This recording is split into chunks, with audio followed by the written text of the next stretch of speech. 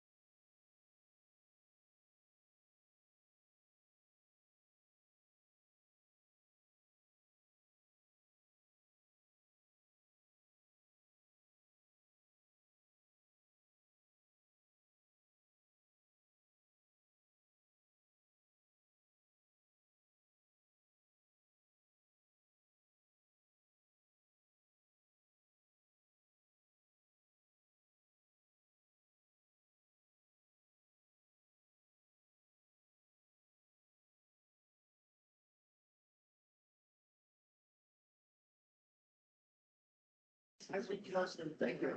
Good morning, all. We're just waiting. Oh, we're waiting. What is it? Chair Hartman, we do have, yes, we do have Commissioner Stein. I can't hear you. We have Commissioner Steins online, Okay. and we have, That should be for commissioners online. Just Jeremy, right? just Jeremy. Okay. We're just waiting for one more.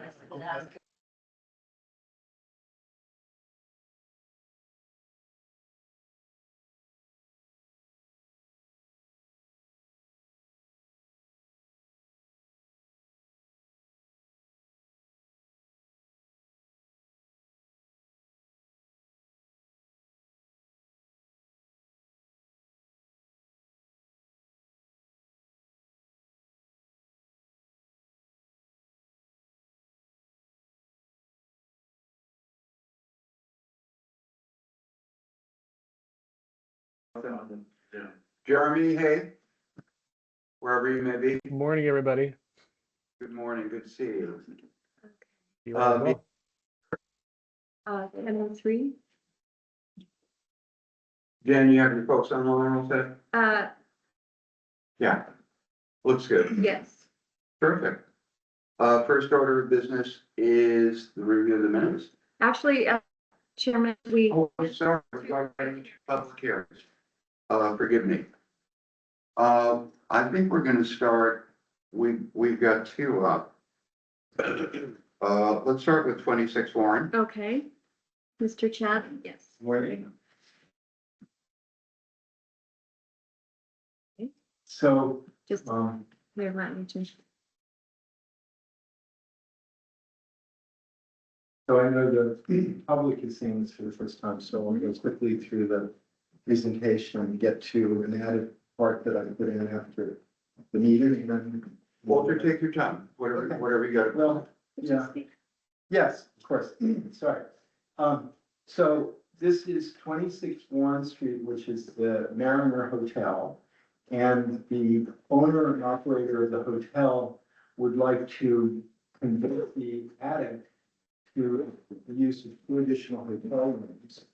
In order to do that, we have to meet fire, safety, egress, and light and air requirements. So the way we propose doing it, is add.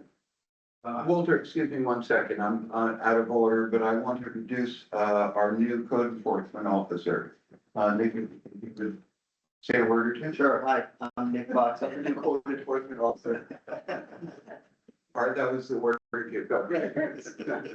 So yes, in order to do this, we're proposing there is an existing stair below this area here on the lower floor, which we are able to extend up to the roof and over, and to create a kind of new entry from this direction into the space, and then we would be connecting to an existing stair. This will give us our two required means of egress.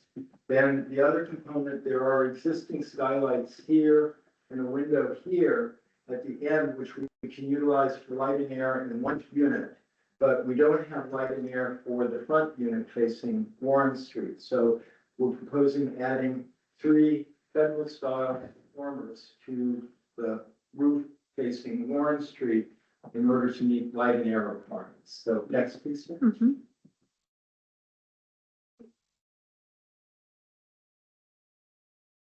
Walter, you also had some addendum and historic information about the use of dormers in this period. It's all coming. All of you. Got it. But this is just an aerial shot showing the area that we propose putting the third floor addition on the roof. And then you can see this is the roof. There it is. This is sorry. Perfect, perfect. Okay. This is the roof width. You can see, unfortunately, Google Earth doesn't do a great job, but these are the existing skylights. There are 4 magnificent chimneys, which thank God we're not proposing touching. Chimneys are a big bugaboo of mine, kind of taking the soul away from the house if you do it. So those stay. And the dormers that we show would be located where, next please, Jan. Uh-huh. Okay, this one got me in trouble last time This is a shot from the front, and it shows a very distorted view because it makes the roof look like it's almost flat. In fact, it's quite a severe, not a severe, but it's 3 and 12 pitch, which is typical of the period. Please go on. Mhm. This is a kind of shot from Prison Alley, and I include this because you will see, we're keeping that chimney there. You will see the addition here a little bit. Hopefully very minimal, but you will see it. I wasn't sure what. This is a nice shot. Oh,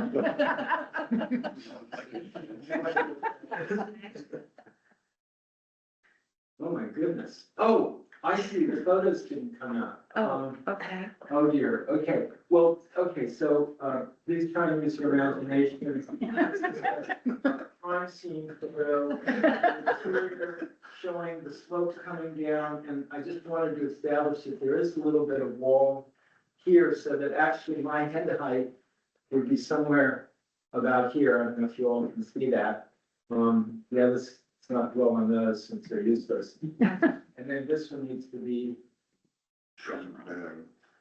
we're jumping scale here, so. Yeah, it's some rough. Okay, Okay, I can work with this. Yep. So up here, can we make it a little smaller? sure. Should be an option to make fit the page right at the top of the screen. Where it says image. Is that better or worse? Do you see where it's? Okay, let's not, zoom out. Zoom out. Can you do a little more? Hit it a couple times, because it'll be the problem for all of these. Yeah, that's working. We just have to hit that 6 times. Because at the bottom, if you hover, I think the zoom in and out. will come Oh, is up. it the, is, if, Excellent. Okay, but now we've arrived at the magic moment. okay. So this is an existing conditions drawing, and, you know, I'm so addled and I apologize, I'm getting older. We're asking permission to build a ramp that I believe is already there. We got permission to do that ramp a long time ago, and it was installed, so I'm going to say that if that ramp isn't there, because I didn't go and check, but it is an existing conditions drawing. But we do need to have handicap access into the building, and we can't put it on the street, so this would be the side view. Now, the adjacent building is literally right up against this, so the only way you'd ever see this ramp is if you're on Warren Street, looking straight at it, so, great, okay, and then these are other existing condition drawings, and I did spot another error, and I apologize. This window somehow traveled over, you'll see in the subsequent photograph, this window is right under this one, that's, everything else I think is as is. And there you see the 3 and 12 roof pitch, which, we believe supports the dormer request. Okay, we can kind of fly through the next piece. Not very interesting, just another roof plan. Please keep going. Uh-huh. Okay, here are the renderings with elevations with the proposal. These are the 3 dormers we're proposing. This is that addition that I spoke of. Remember, we saw the chimney that was there. It's beyond. And then that's the side view from the west. This is the rear view facing the alley. And then this is the view that would be facing Phil's house, which is to the east. And again, this window, you'll see in the photograph, it's actually there. So, Okay. so this window is actually underneath the In third window. line, I apologize for that, or I just thought that this is not particularly interesting. I think we just included this, yeah, because of the windows. We're basically asking for Lincoln or equal double hung wood windows, insulated low E glass, but clear. So something we've come before you with many, many times before. They seem to be quite acceptable. Okay, we can keep going. All right, and so here are just some rendered views to give you an idea of spatially what this would be like. Jen, you can go through these at your own pace. There's the addition. from, again, yes, the ramp and the addition. That's from the rear, showing the addition once again at the top.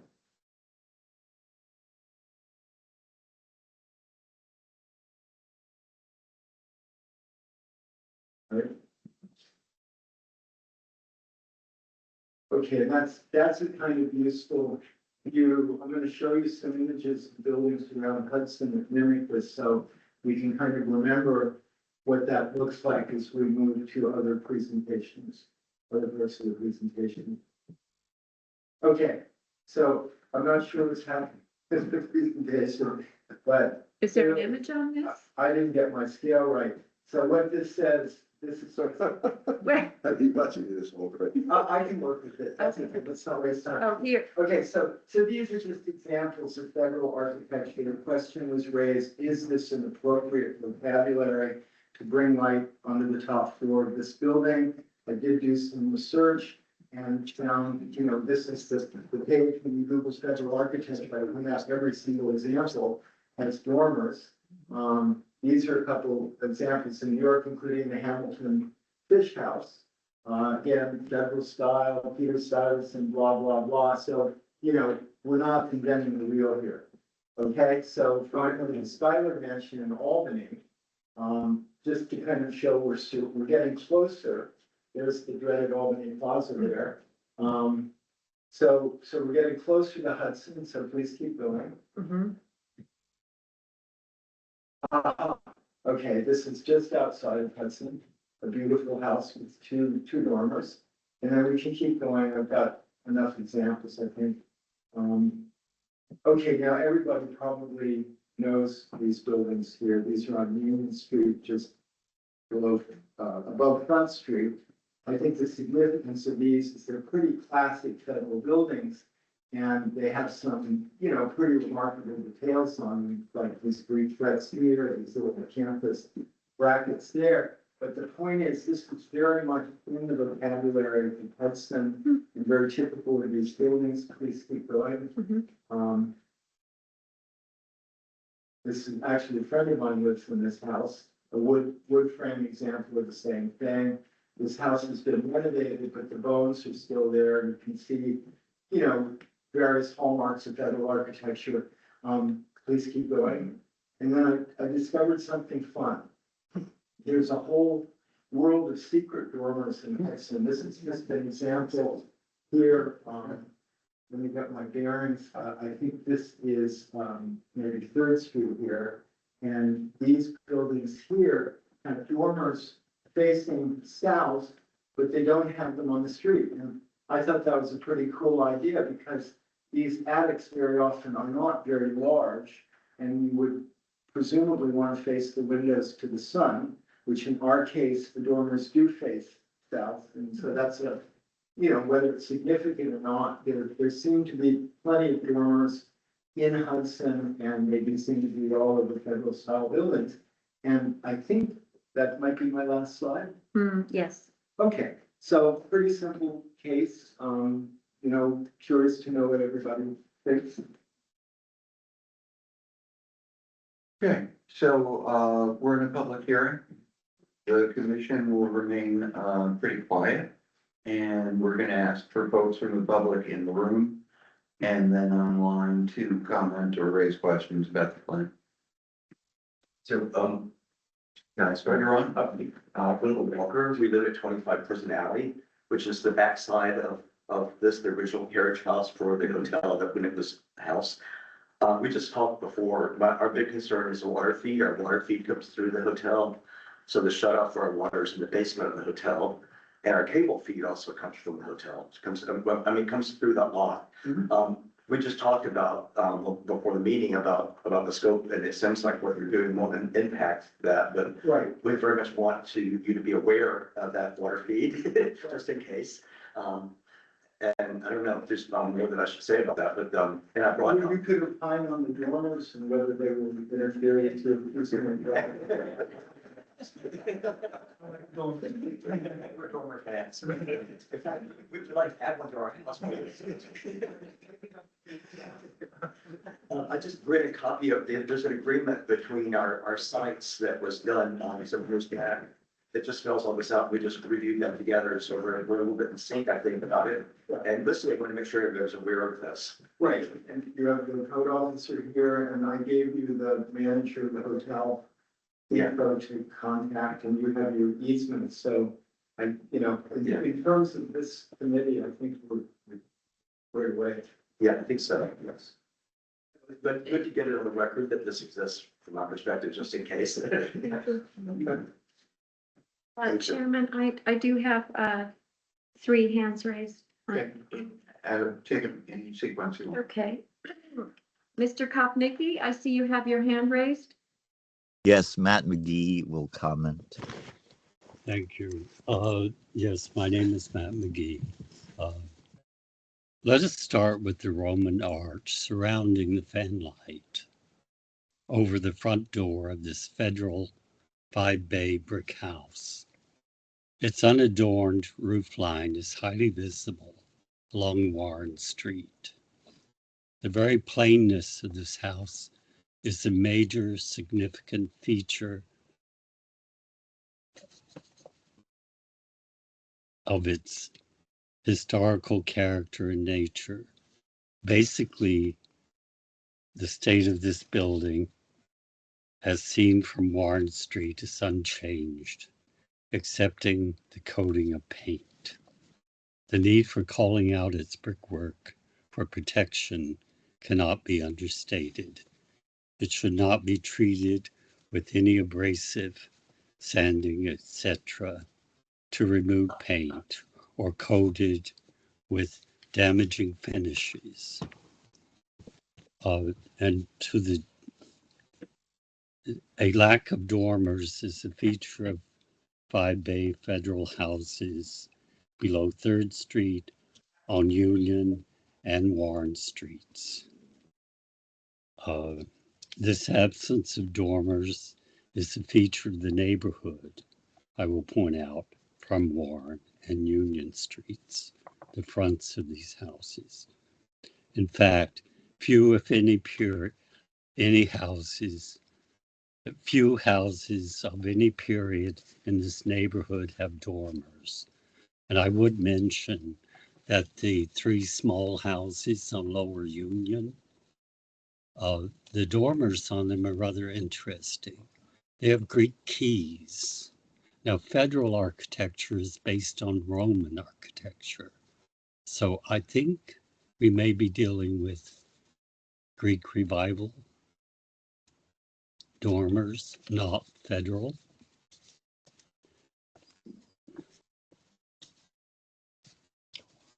Now to end with a statement on the nature of federal architecture.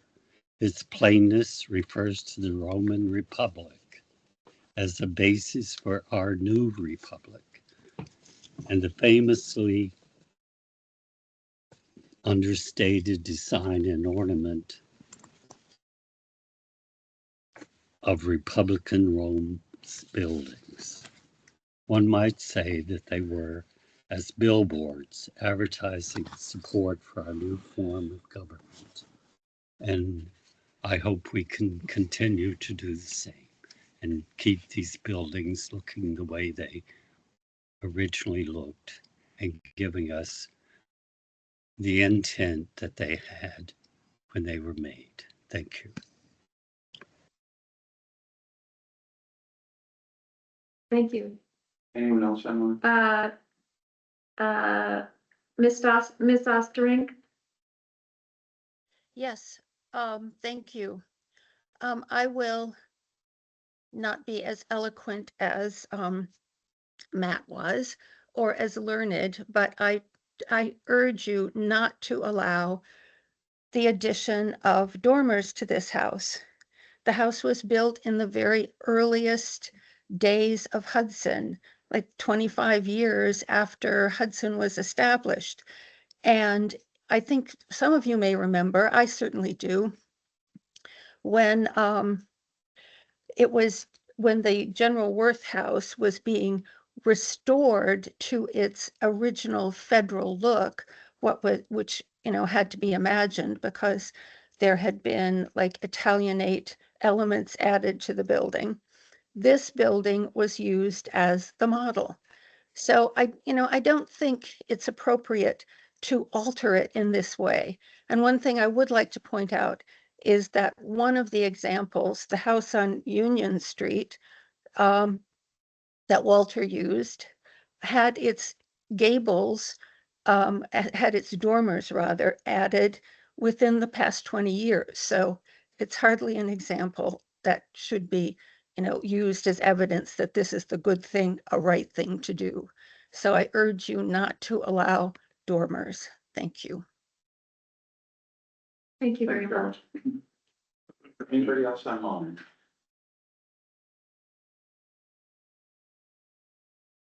No. Anyone else in the room have additional comments? Lloyd has something. Lloyd? So my benchmark for historic preservation, and I always harken back to my mother, and the great example that I'm aware of is historic preservation is preservation of what was there historically. And the Roslyn Landmark Society is an example that I am keenly familiar with. So I would argue that preservation means retaining what was historic. So I would not be in favor, particularly of altering the exterior, not even in favor of altering the interiors of these historic sites. But it's historic preservation, you're the guys in charge, it's your call. Any other comments? If there's no There is more. a comment in the. I'm sorry, I didn't see you. Sorry, I of a new owner of a building on Warren Street. I think it looks very elegant and beautiful. I think these buildings require investment if they're gonna continue to exist for the next 50, 100, 200 years. I wouldn't discourage this type of investment. In fact, I think it's very much in keeping with a historic character of the region. So I would, I would disagree with some of the other comments. I understand everybody likes to keep things Puritan, historical, accuracy, but that's not realistic with how things live and breathe. And as long as it, I think, like retains, the proper, like some really beautiful qualities to it, and it's done thoughtfully and elegantly in keeping with the character of the region and other houses in the region. Perfect. Any other folks? If not, I'd like to go on to the public hearing discussion of 309, 311. Okay, is there anyone else online who would like to speak? Yes, I have another hand raised, Mr. Kapnicki.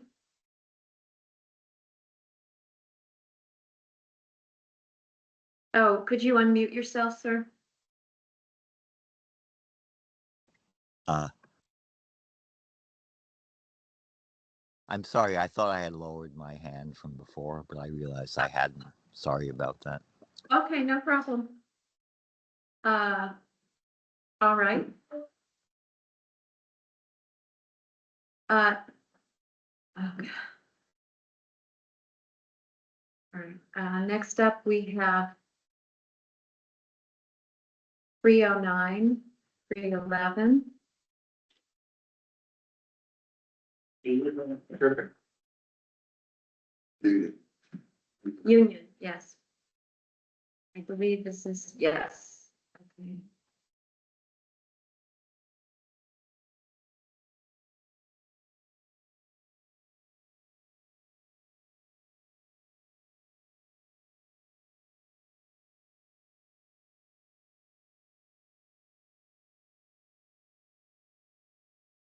Okay. You can see that,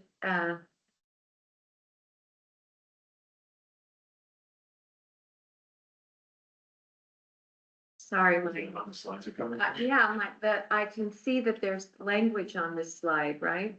Yeah, that's fine. I know. I know.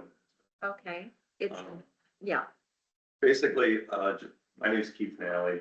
I own 309, 311 with my partner, Kyle Diamond. Just a brief explanation of how we all got here. Myself, my girlfriend Ronnie, her daughter and son-in-law Kyle, my partner, originally came here in 2023 to look at the basilica for their wedding.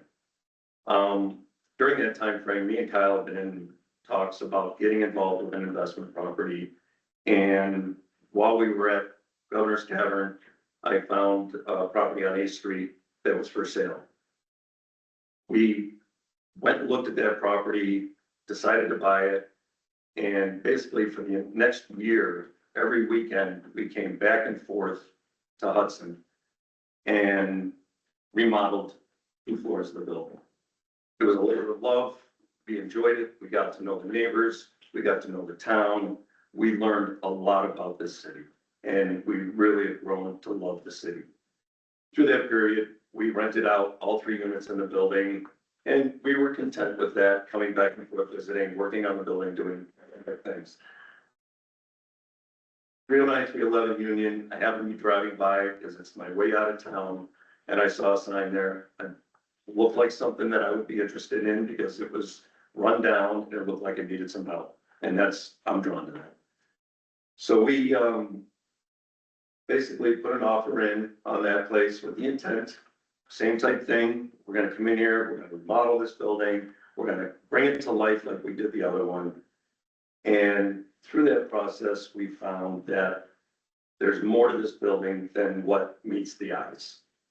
And with further investigation, as we're going through, looking at it, checking things out, the further I dug into the building, the more issues I found with it. And as of the last meeting, we showed our reason for being here is to do a demo and a rebuild. It was not our first choice, but we've kind of been pushed down this path that we have no other choices here, in our opinions. So these first pictures here are the contemporary photos that we provided at the last meeting. You want to go up one more. This is the front of the house as it sits today. This is the rear of the house looking from partition. These 2 buildings here are the 2 back buildings that are on the property that are also in disrepair. And then at the last meeting, the board asked us, and I think one of the community members also suggested that we bring in some photos of the interior of the building. So we went and did that. Actually, one of the things, the next photo here shows the engineer's report. But I'm gonna leave this till later because I actually have Andy here from Crawford who's going to speak to the engineer's report. So these photos here, this is a shot on the northwest corner of the building. Shows where over the years, there's been bricks put in here, all the cobble is falling down. You can see where there's rot on the beams in here. Again, another shot. This is on the south side of the building. Again, cobble collapsing, more rot on the beams. There's another shot in here where there's support from a different angle showing that full corner of that northwest corner. I don't know if anybody can see this, but there's actually a laser here that comes across and it shows where in the middle of the house, it's touching the floor and over here, about 5 inches of discrepancy on the level, just indicating where the house is settled over years. Now, that's not the worst thing in the world, but it's the reason why it's settling. So again, more investigation, looking at it, we noticed I cut through the floor to try to see what's actually on holding this building up because there's no basement. The entire structure is sitting on dirt. And I was surprised to find another floor under the existing floor that was there. So this one here is the original floor. We have another 3 inches here where this was shimmed. And you can see the shims actually gradually tapering towards the front, more the center of the house. Again, here's the laser line up here. We've got almost 8 inches of drop on this side. And this is actually the east northeast corner and the northwest corner.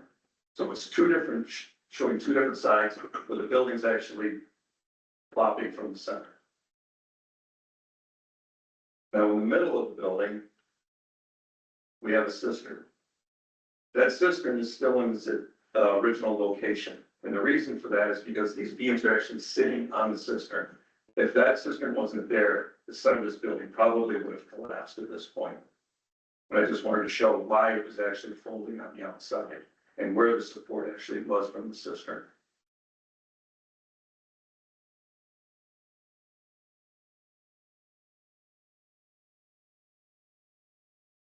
Are you? I'm good here. Yeah. Yeah. So this is just showing some more framing of the structure. Again, down inside the holes and the cavities. These tape measures are showing that the actual structure of the house, of the beams that were there, are roughly about 3 to 4 feet on center. You can see where there's old notches that the original structure was probably parts together with old beams from other structures at the time. And again, compromising the integrity of the building. Again, another shot showing how the structure is actually just sitting on the dirt and the old rubble. Another corner shot here, it's just showing a bunch of rot. This is above that one beam that I indicated earlier that was showing indication of the rot and where it was shimmed. I believe there's a better picture of that at some point as well. Just indications of framing that were kind of cobbed together over the years. The lower board here indicates that that's been replaced. This is actually ground level right here. This indicates where, at some point, I'm assuming prior to the aluminum siding going on, that whole area was rotted out. I was not able to get into this section of the floor, but the beam and support that's underneath there, I would imagine was compromised as well with that rot, but was not accessible or able to be repaired. Here's the rot for that one corner that I was indicating. Again, another area on the south side of the building where this beam is all rotted out.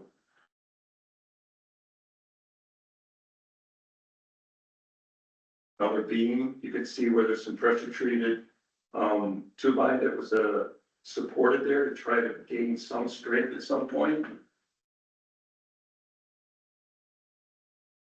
Now this shows the exterior views where, and again, this pictures don't do it justice, where you can see this house actually, the house is actually leaning towards the west.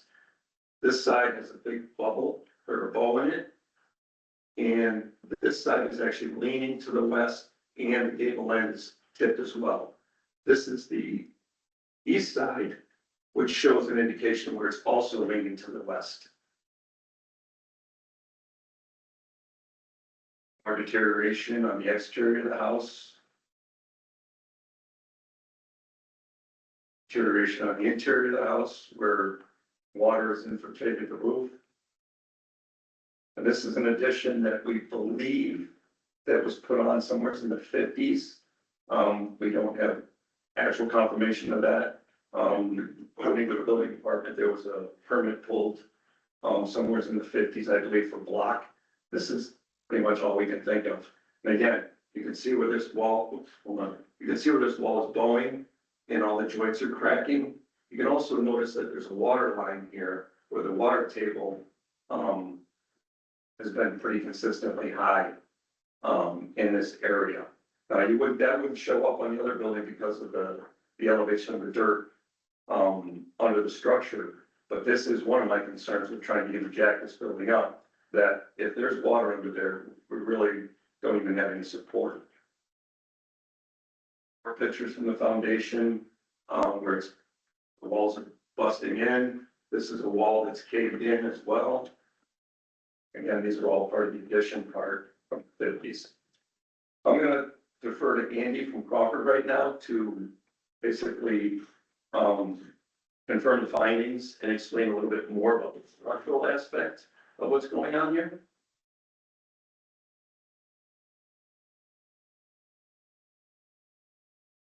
Good morning, Andy Alvin, Crawford Associates Engineering, professional engineer, head of the civil structural group at Crawford Associates. We did an evaluation, prompted by being contacted by Mr. Kelly. Discovered these things, as they began to get into the structure, asked us to come take a look at it. As you can see, I think it's pretty straightforward that, the principal part of the building is really not sitting on any type of true foundation, not even, a tried laid up foundation, which in some cases in Hudson is somewhat of a common thing.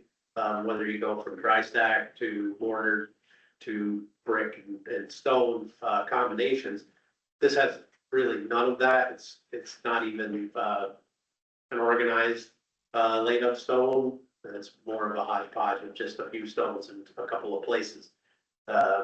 It's quite out of character for most of the foundations. I've been probably 100 basements in Hudson, from Orange Street out to many of the side streets, Allen, those sorts. And this is the second worst foundation. The first one was knocked down on Worth Ave. And I think that this one is a prime candidate for me to be taken down. The lack of foundation, for one, of course, that has then essentially translated into the wood structure that was placed on top of that, which has now been racked to the point where fasteners that were used originally are most likely pulled out, to the point of, even if you were to jack the structure, what's left of it, replace any rotted material, try to jack it up, most likely what will happen is that the materials that are separated will only separate further. And so trying to right any of the walls or floors, it's most likely going to destabilize the structure even further than it already is. And yeah, extensive amount of water penetration through roof leaks, sill plates are completely rotted. There's very little redeeming qualities to the structure itself. And so that was, essentially our summary in our report, is that I think that the building is basically a loss. Thank you, Zach. The next screen. At the last meeting, you asked if we had any cost comparisons. We don't have true cost because it would require a tremendous amount more effort in digging into it. But I did some research on what it would take, even though it's not in my judgment that there's even an option, but I wanted to give you what you asked for to the best of my ability. And one of the things, this building not only needs to be jacked up, it first needs to be stabilized. You can't touch this building without making the structure safe. Some of the cost comparisons that I found to stabilize and straighten a building of this nature ran from $25 to $60 a square foot. This building is 2,088 square feet. That equates to $52,000 to $125,000. That's what I found. I believe it's more than that. Then you have to lift the building. To lift the building, you'd be looking at $12 to $22 a square foot, equating to $25,000 to $45,000. Then you need to excavate under the building, another $10 to $20 a square foot, which again, $20,000 to $41,000. You have a new foundation, $35,000 to $55, $73,000 to $114,000. And then you have the additional timber frame repairs along with that, which is $10,000 to $40,000, $20,000 to $83,000. We're about $140 to $200 a square foot just to get this building on a foundation, and we still have a building that hasn't been touched as a remodel. So we're anywhere from $300,000 to $417,000 just to stabilize the foundation on this. We still have an old building that needs to be pulled in and straightened and brought up to code and such.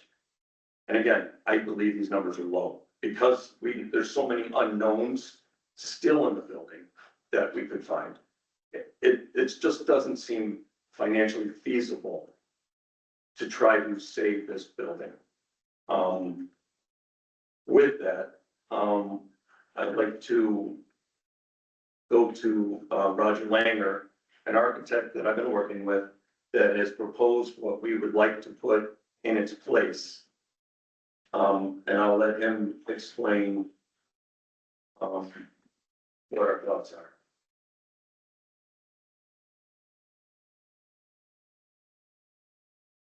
Mr. Langer, could you unmute yourself, please? Good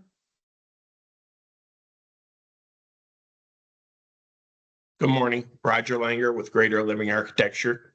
Good morning. Obviously, two trains of thought. We discussed at the last meeting. One is to provide something that is comparable and blends in with the neighborhood. The other option is to create something distinctively new and different from the neighborhood. Some people may say it's the safer choice, but we chose initially to design something that would fit into the neighborhood, not compete with the surrounding buildings. So some characteristics that we chose were to keep the gable in the same position as the existing building and to create a nice symmetrical and rhythm of the windows to align top to bottom and with the doors below. Per the comments from our last meeting, we did move the doors to the center, closer to what is existing on the site now. The reason for their kind of separation is because there's a firewall separating the two units from each other. So that structure dictates that the doors get pushed apart a little bit. We did have a continuous front porch, which the existing structure does not have, but we've added a freeze board and some dentals. And one change we made from the last set of documents was that we've kind of replicated the window head trim of the existing house to try to keep it more in character with what was there. This horizontal hardy plank siding and very discreet and warm color. Then on the site as well, we have a carriage house in the back along partition, and that structure is a 2-car garage with an apartment building above. And just to kind of blend it in, it would be some of the same characteristics, but we chose to add board and batten siding on that structure. We did choose to change the overhead doors to the crossbuck, which is what the existing overhead doors are on one of the garage structures that's to be demolished. The buildings are 2/2 double hung windows. Let's see, what else can I tell you? I guess that's it for the structures themselves, the exteriors. Okay, thank you. Thanks very much. Public comment. Oh, we got one more other. I'm sorry. To be very thorough. My name is Ronnie Puglisi, and I'm actually Keith's partner, and Kyle is my son-in-law. So Brittany was my daughter who came here to get married in Basilica to my now son-in-law Kyle. And one of the things we knew when we were coming before the Historic Preservation Board, we knew that the history of this building was important, it was significant. When we saw what we saw with the actual physical structure, then we wanted to gather more information about who lived there, what was the significance of this building from the past. So we worked with the Hudson Area Library Research organization, and we shared this at the last meeting, but we included this in the presentation so the public had it, so we could know a little bit more about who lived there and who these people were that lived in this house. And so we have this information included in the presentation. There's 2 slides of the ownership, so you can slide it, Jane, of the ownership. And what we found was that they were working class people, and we wanted to try to think about ways that we could even give a nod to the past in some way, even with a new build. So you can go ahead, Jen. So this is also another picture that was shared with us, and this is from ImageMate, and it's okay, I'll keep talking as you find it. And one of the things in this picture, we included it because in the history that we did, and the information that we found from the library, they spoke about the fact that this house was different because the ridge line of the roof ran parallel to Union Street. The other houses nearby ran perpendicular. So that was something we thought if we could preserve that with the roof line. And they also said that in this, like here you can see, this roof line runs this way where the other ones run perpendicular. This one runs parallel. And the other was that the gables run east to west and the other gables of nearby houses run north to south. So we were thinking, are there other things that we could preserve? Are there other things that we could, that would be of significance? Okay, Jean, go to the next slide.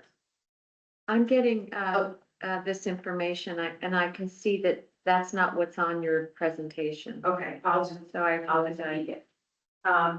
So basically, as we sort of close with everything that we've shared, this slide actually would say a thoughtful decision for the future. And what we had on there was we said, we know that demolition is not taken lightly, but in this case, it feels like the most responsible path for us. The second point we had was that the project reflects care, intention, and respect for the property and Hudson. And that we have been thinking about ideas that we could help preserve, like even the people that were here and what would represent the people that walked, through the floors of this house, and how could we bring that to the future? So. Did you get it back?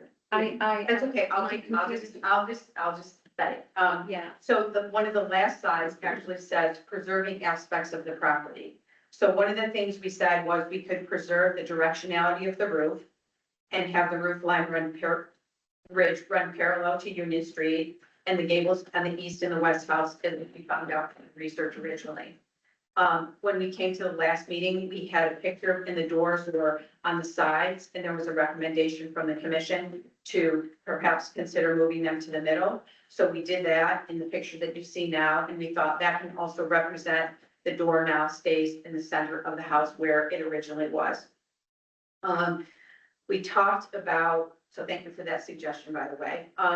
But we also talked about, and again, I share this with some degree of hesitation, but we thought about possibly considering the possibility of using any materials from the inside of the house if we could salvage something and actually create something on the porch with them or something like that. So people who work from inside the house now, it's something that welcomes people going forward. And then one of the other suggestions from one of the commissioners was to perhaps put a plaque on the house or do something that would give a nod to the past from the people who kind of previously lived here or did something like that. So we certainly would be open to, those kinds of thoughts or suggestions from the commission. So anyway, with that, thank you for your time and for your consideration. Thank you, Brandon. Are you guys good? We open up to. We're good. Yeah, comment?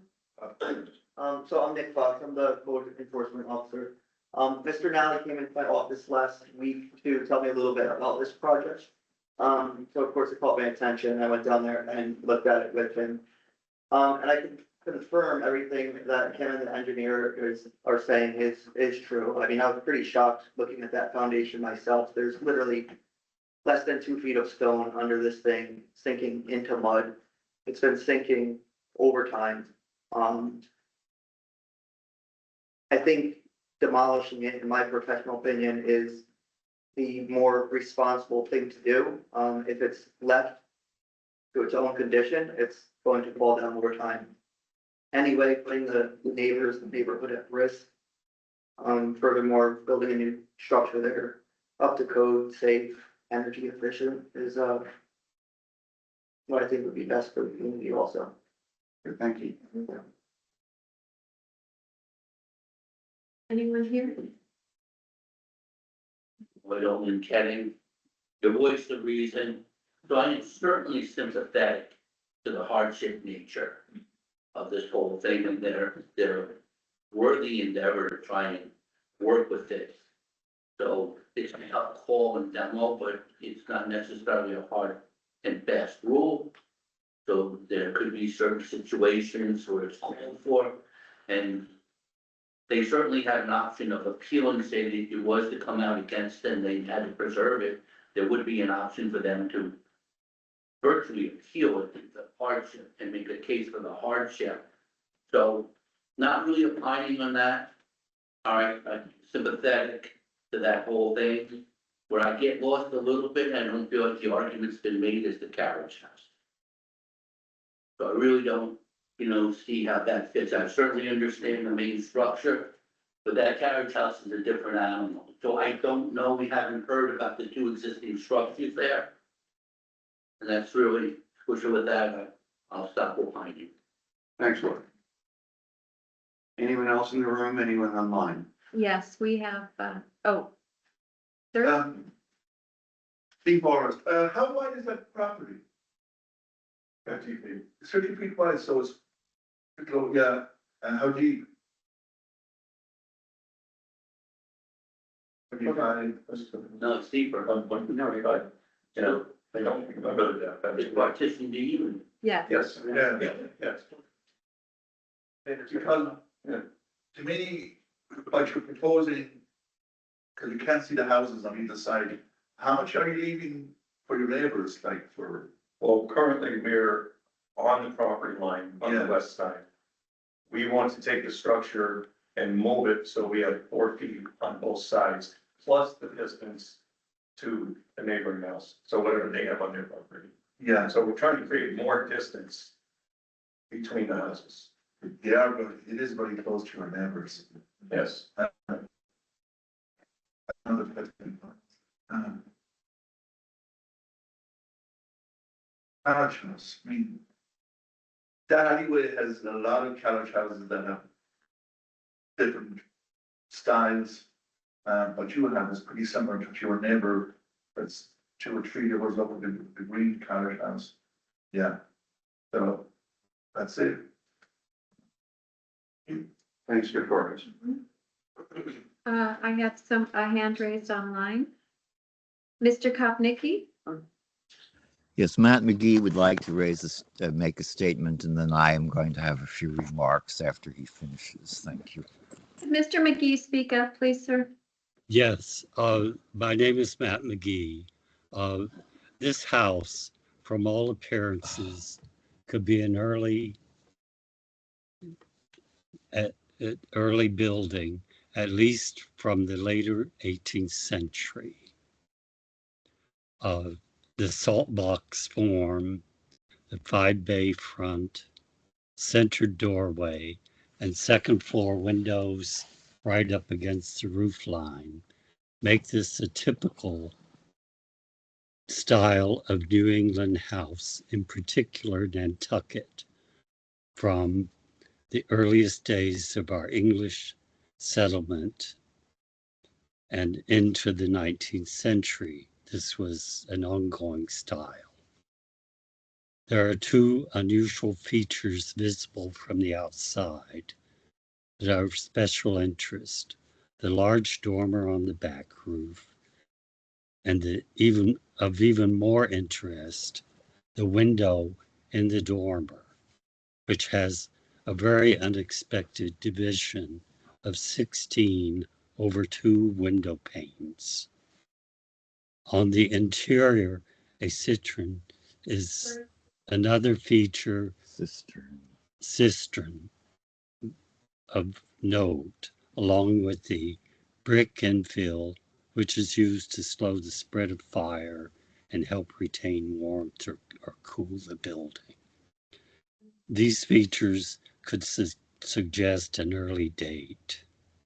And I think, frankly, if you go online and you look at New England houses from the 16th century into the 18th, and you will see this style of house. It looks just like them. And it's really quite interesting that this house has survived.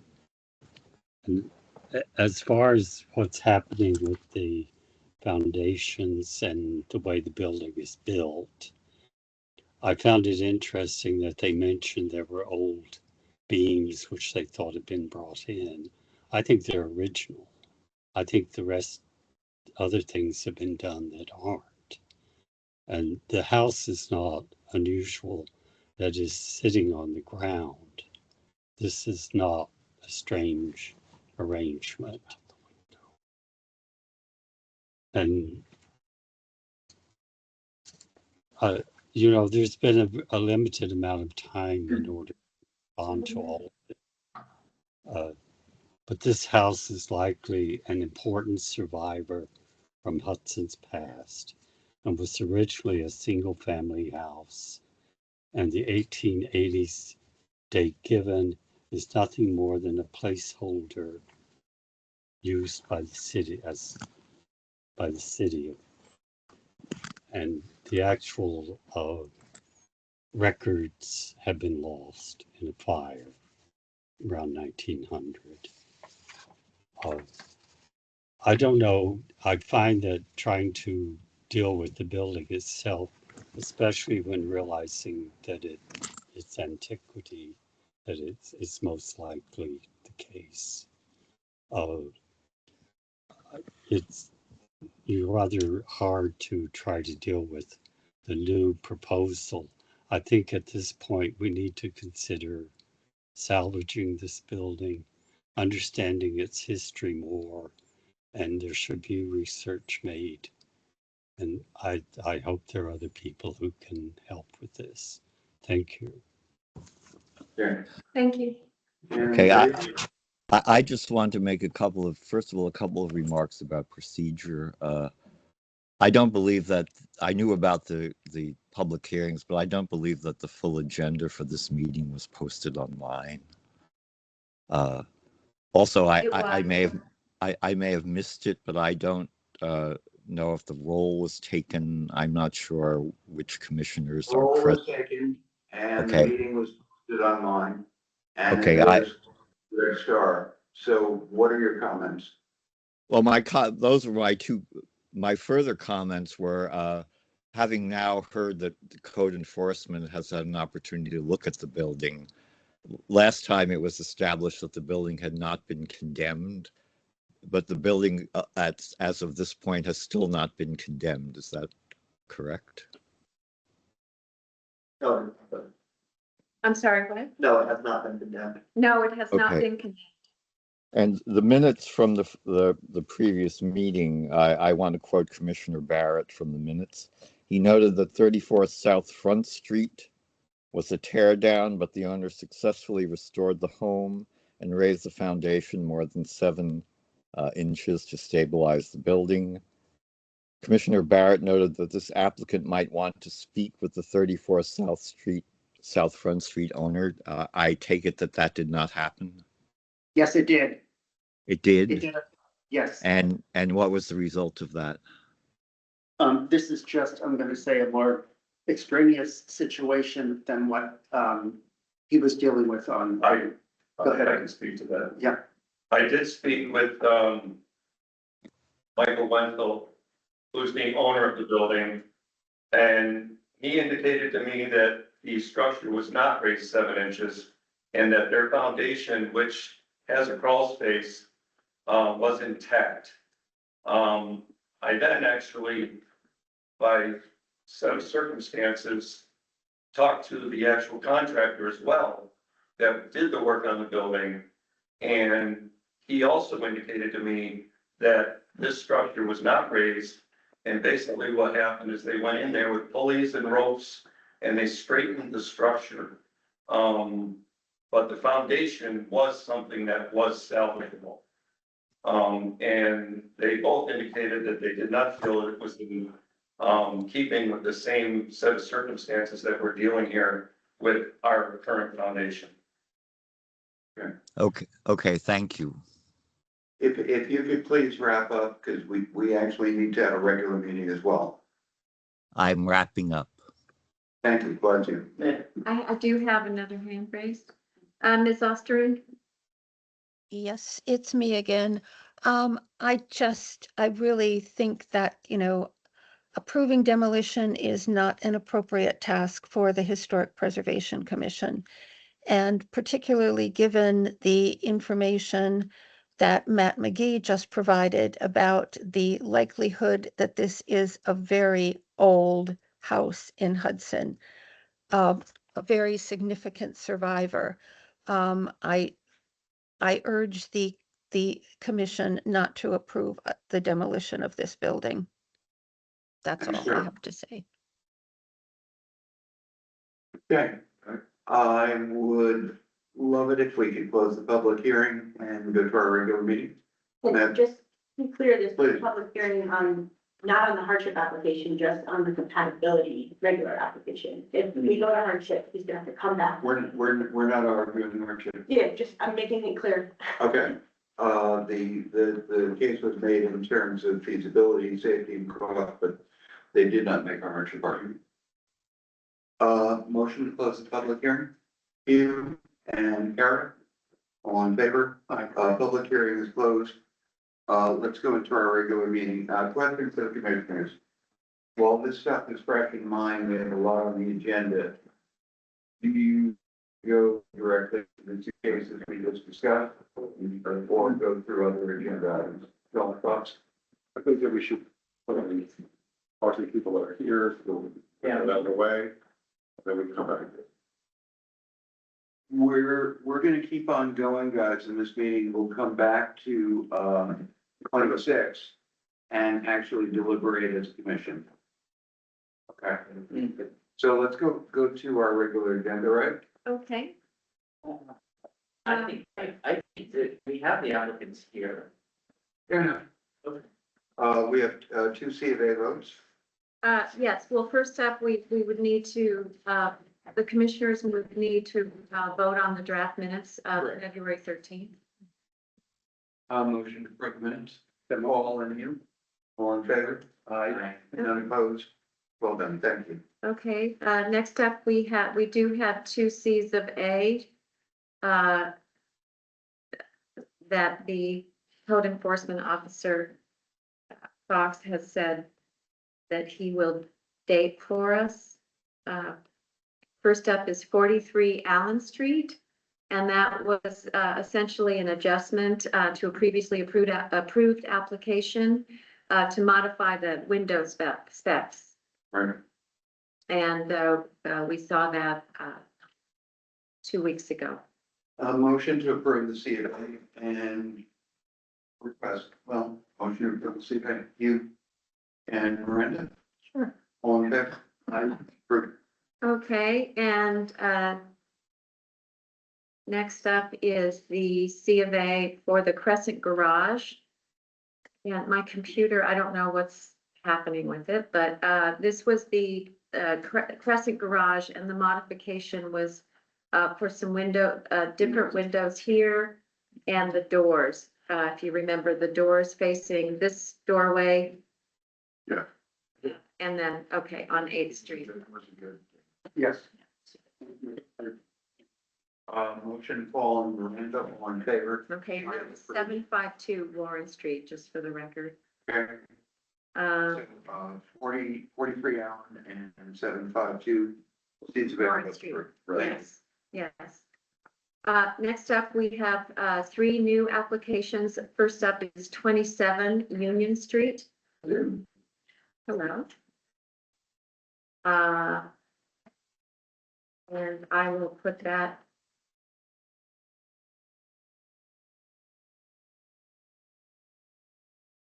This is for 27 Union Street. Yep. Windows and doors. Perfect. So, I'm Rich Burkett, I think that, a few of you before, you see me wrong. Just to give you some context, my wife and I bought 27 Union Street about 2 years ago, just under 2 years ago.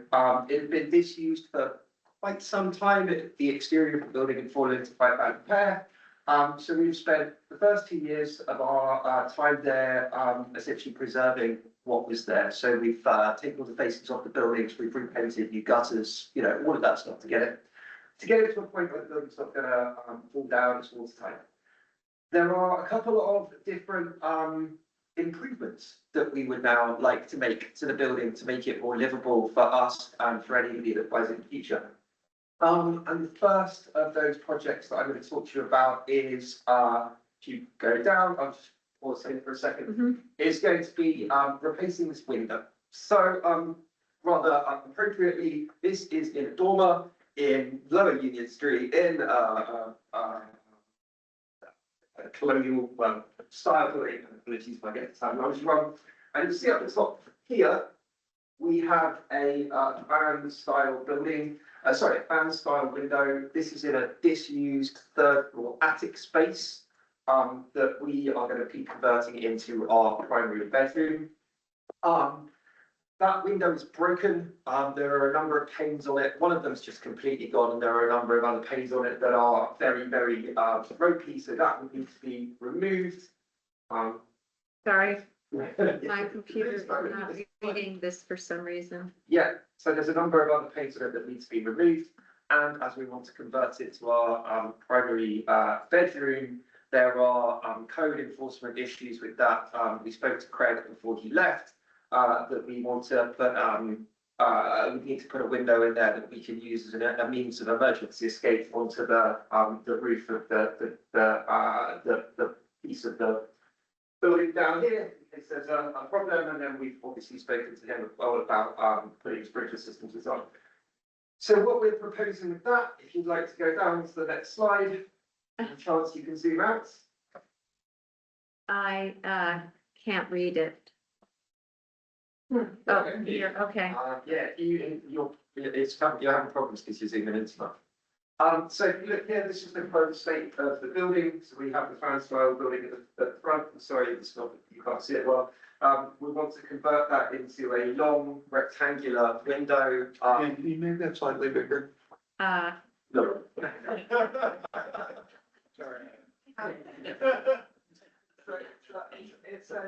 You'll get sent the notes through.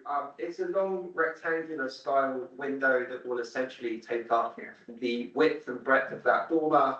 For 2 reasons, as I've said, there's a code issue with there, but very selfishly, this looks over the Hudson, and that's going to give us the best view possible over the Hudson. And then just to look at what we're thinking of style-wise, we'll go down, and you might want to try and zoom out here and see if that looks cool. So we've gone the side of the window with the wood framed Hella, sort of classical style window. It won't have any. There it is. Yeah, so we're just trying to keep it as a bigger pane of glass as possible, wood framed, which we will then, so it's closely resembling the windows throughout the rest of the building as we possibly can. And then we will look to paint them white to match everything else within the building. So, and then the second part of the project, so we currently have towards the back of the house, we have. This is an extension. The house has been extended a number of times since it was built in the, I believe, the 1820s. And on the ground floor, I'm going to just draw your attention to this area. rather strangely, we have a kitchen. Then we have a chimney that's been enclosed within a drone that doesn't go through the house. So I don't know how that managed. And then there's a wet room. We're going to be consolidating that kitchen and wet room into one bigger kitchen and living space. We're going to be looking at making sure that the foundations are correct, making sure that the house is stable. And then as part of that, we want to open up this back door and window into one big bifold window. So again, giving us the best view out of the garden. It's worth noting when we're looking at this particular point of the project, you can't really see it. If you go up one slide, I don't know if we'll be able to get. Here? So, no, up. Oh, yeah, actually down one. Okay. Sorry, the slide ordering seems to put it strange. That this particular project, so this is again what it is currently, where it wants to be big bifold windows across the bottom. But if you go down to the next slide, it's worth noting that this particular part of the project, you can see the fan style window from the street from certain angles. But the ground stairs conversion to bifold windows is not visible to the public in anywhere to. That's entirely private, and so that's not going to make any difference to anyone. So these two photos here are facing partition? These are from partition facing towards Union. Yes. So none of this, all of this faces into towards partition. And that's it. Those are the two things that we'll get done. Any questions, concerns, comments? Was replacing the fan window with Yep. the horizontal window Yep. and the rear window with. Yep. The fan window, that doesn't appear original, or is it? We don't believe so, no. The whole of that structure, that top room, as far as we're aware, was converted without authorization into an apartment at some point. And, whoops, not by us. There is a bathroom up there that was again disused. From the exploration that we've done internally, poking a lot of holes in the wall, all of the wood is chipboard. It's relatively recent. It's not the old original oak, like a large oak planks that we have through the rest of the house. So as far as we're aware, that is not original to the house. Yeah. The fan window that you want to replace, with that larger horizontal window, is that going to be a casement window? Yes, yeah. Okay, so it will have the means of egress. that you need. Yeah, 100%. Yeah, so this, sorry, again, you can't see it too well. There's one large pane of glass in the middle, and then two on either end that will open. Okay. One of which will obviously open to a drop, the other one that will open over to the roof of the extension to allow some egress for everybody. This What's the date of this window? That's the thing, like, we really don't know. The house we believe is 1820s, but we don't know when it was converted. What's it made from? I think glass.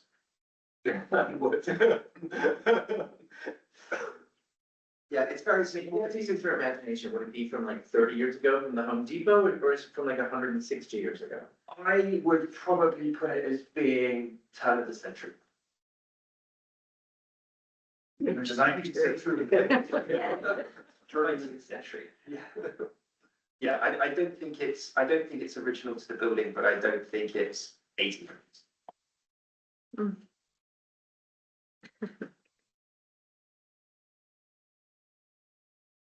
Folks,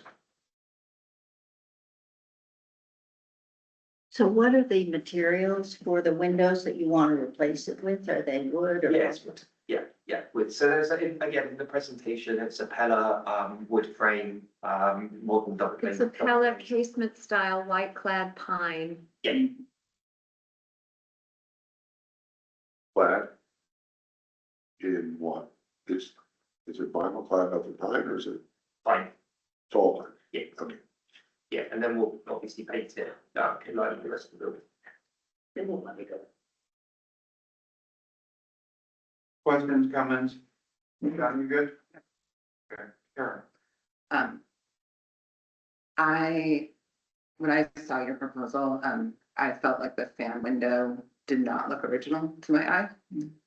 It did, I feel like usually that's placed in a gable as a way to exhaust air. So it's, the fact that you cite it as something that's like part of an addition, I feel like that seems likely to me. The one thing, and this kind of goes back to the preservation and to the neighborhood, but I feel like there is a hierarchy. And this is like zero personal preference, right? Like but like that fan window is creating texture. And your proposal like appeals to architect, but I also feel like it's a little bit discordant with the time period of the building. Like kind of the opposite situation that's Walters, where he was putting the dormers. That was like kind of historically relevant. I feel like you're introducing a very modern kind of flair. So I was gonna bring that to the commission. Like I, as an architect, like that, but I also recognize that you're using some of the hierarchy that's within the fan or whatever. Like I said, I think that fan is not original at all. It does not look right. It does not look functioning. But that's, and when you talked about it, I did feel like I could relate. So, there's a new fan window replacing the old fan window, which probably was not original. Yeah, I don't think that should happen for sure. Okay. I think that the fan window is, just don't think it's. So it's striking a different note. Perhaps what about the rest of the aesthetics on that?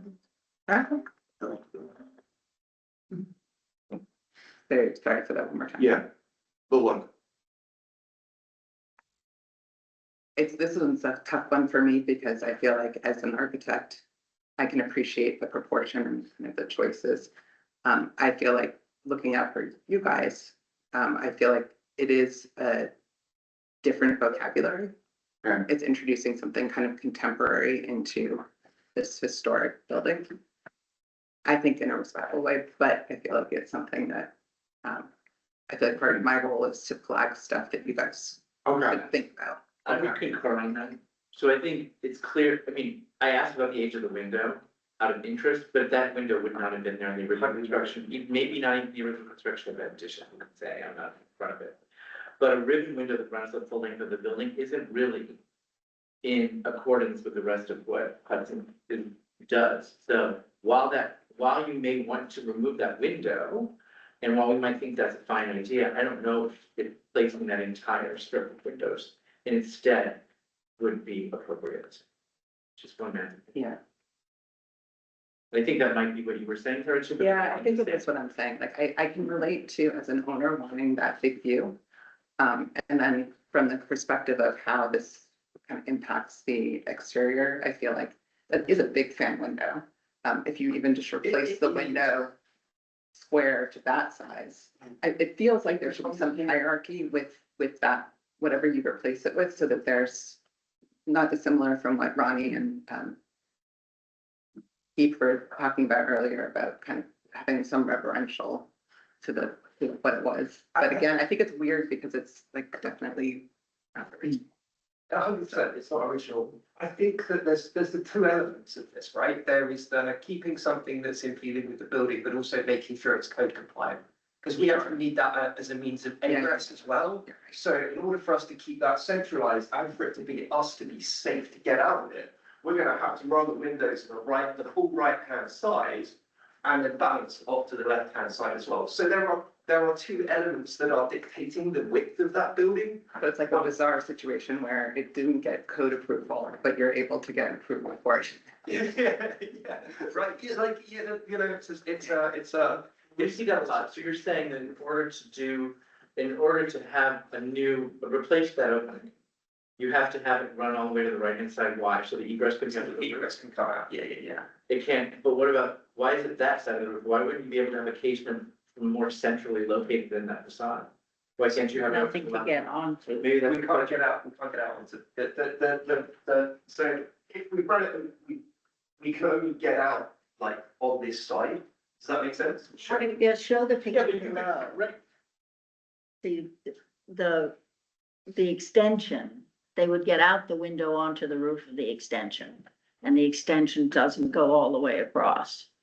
Is that what code requires, that you get onto the roof?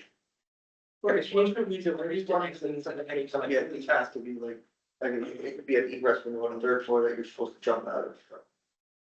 Right, but I thought it was for the ladders too, like, does it, I guess the question is, does it have to be on the right side in order to access the roof, or could the casement be anywhere?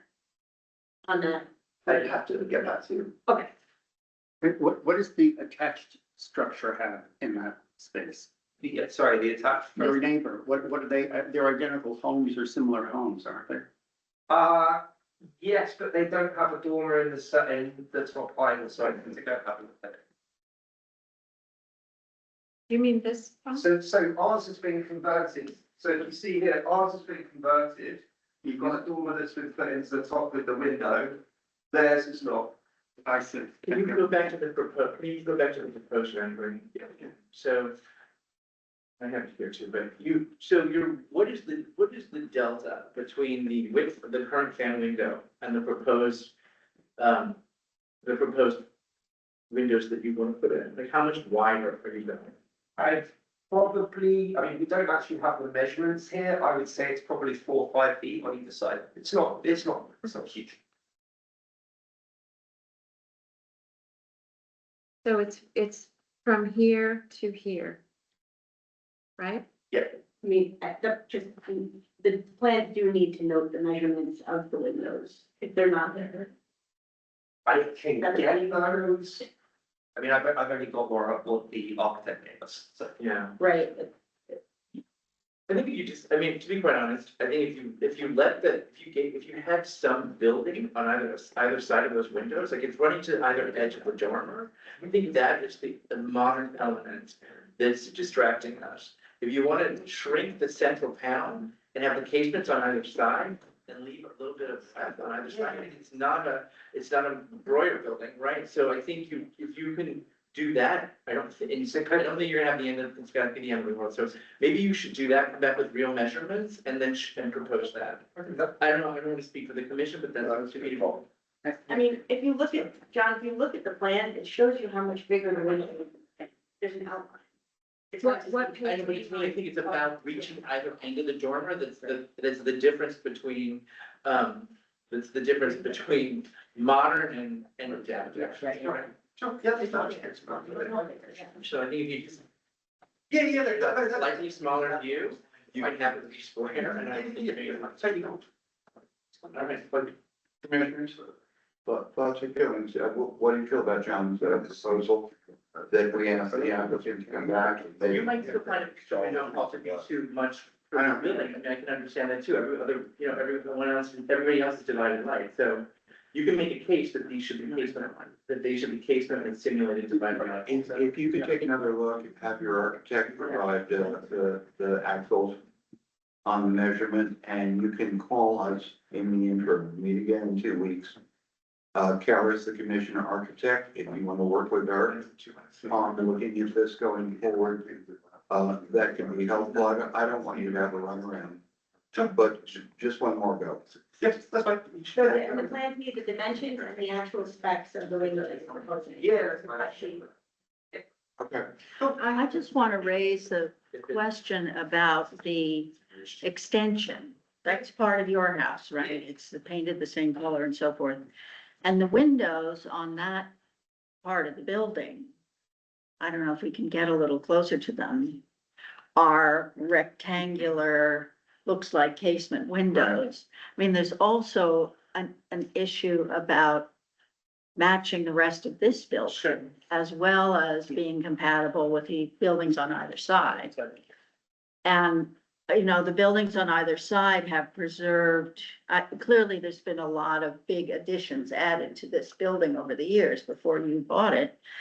And so the question, I think, is whether we want to replace this fan window with something that looks more like the neighboring houses, which could be a casement window with false, with the divided lights.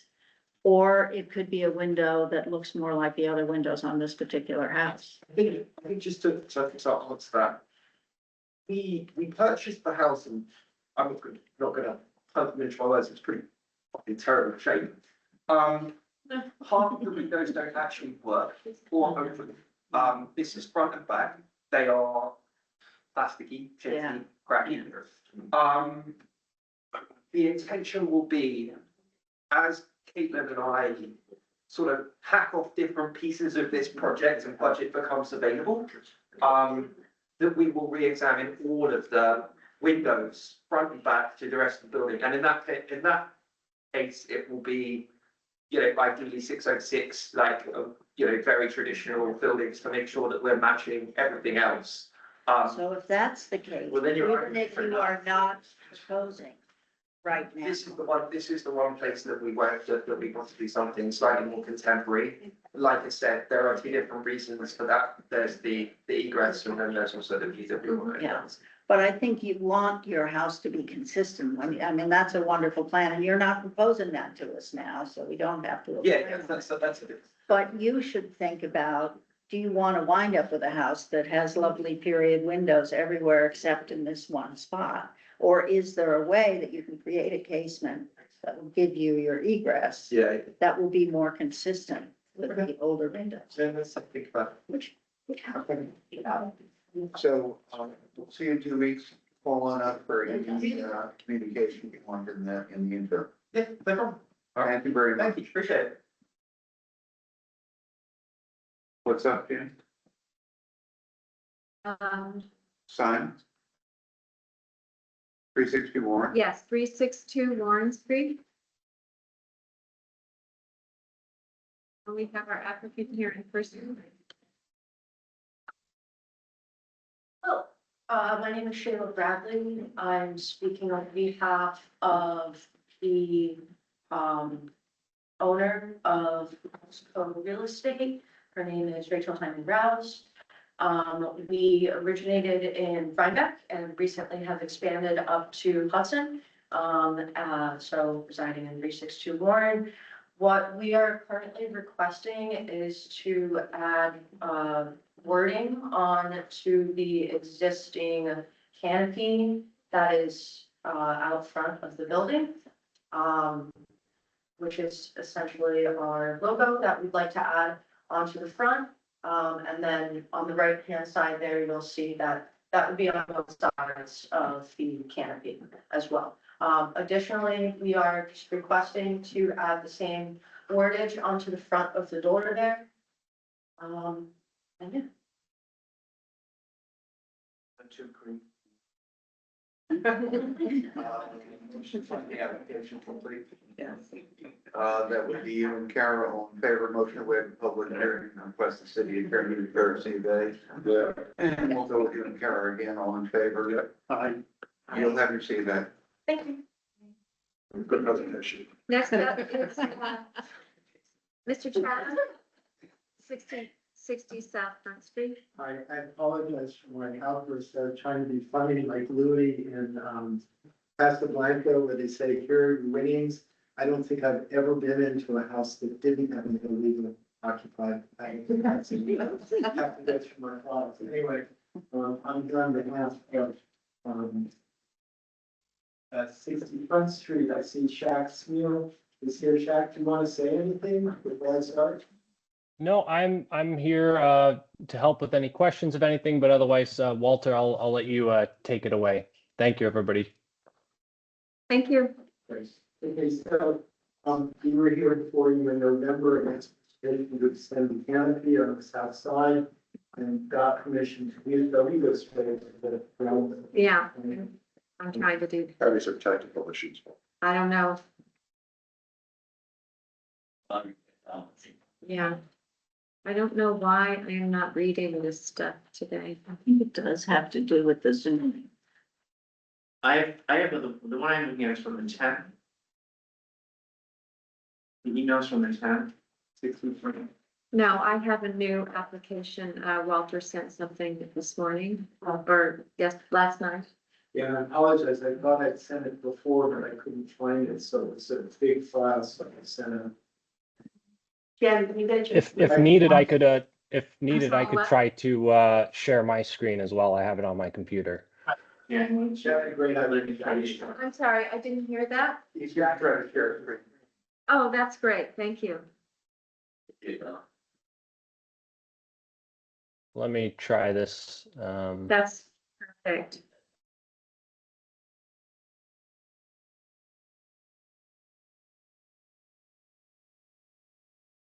I believe Chair Farm sent it to the commissioners. I think, well, he does. Okay.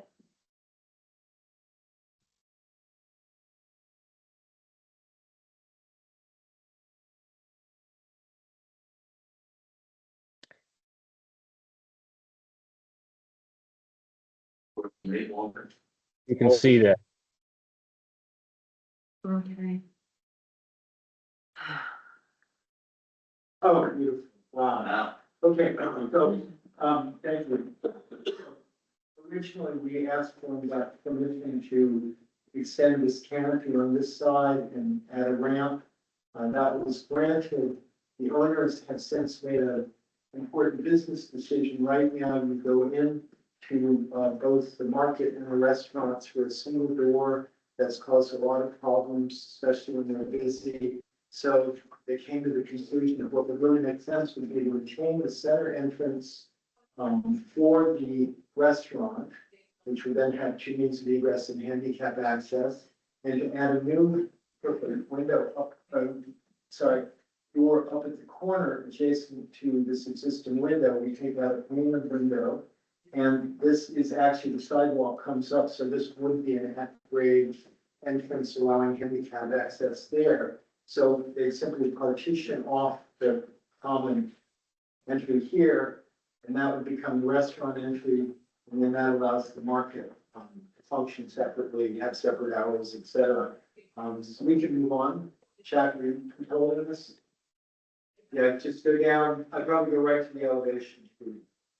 Walter, is that where there's a service window now on the side of the building? No, that's around the corner. Okay. Right now, there's a window like this here. So the proposal is simple. We would remove one section of the window and replicate the existing door. I get it. And also this, right? And we'll come back to signage when they decide what they're gonna do with signage, but for now, very modest. This was already approved. This is the ask here. So what is the door? Is it wood? Is it? It's wood, it's absolutely identical to the existing painted wood door, divided lights, actual, recessed panel. And there's a transom above, and the only difference is this door is in a lower grade, and doesn't come up, so we raise this one, the whole assembly, to align with the top end of the. In other respects, it's the twin of the existing door. Twin of the existing door. I think good plan idea. Good. Motion to find the application complete. Miranda and Paul, all in favor? Aye. Motion to waive public hearing and ask the city attorney to prepare a CV. Miranda and Paul, all in favor? Aye.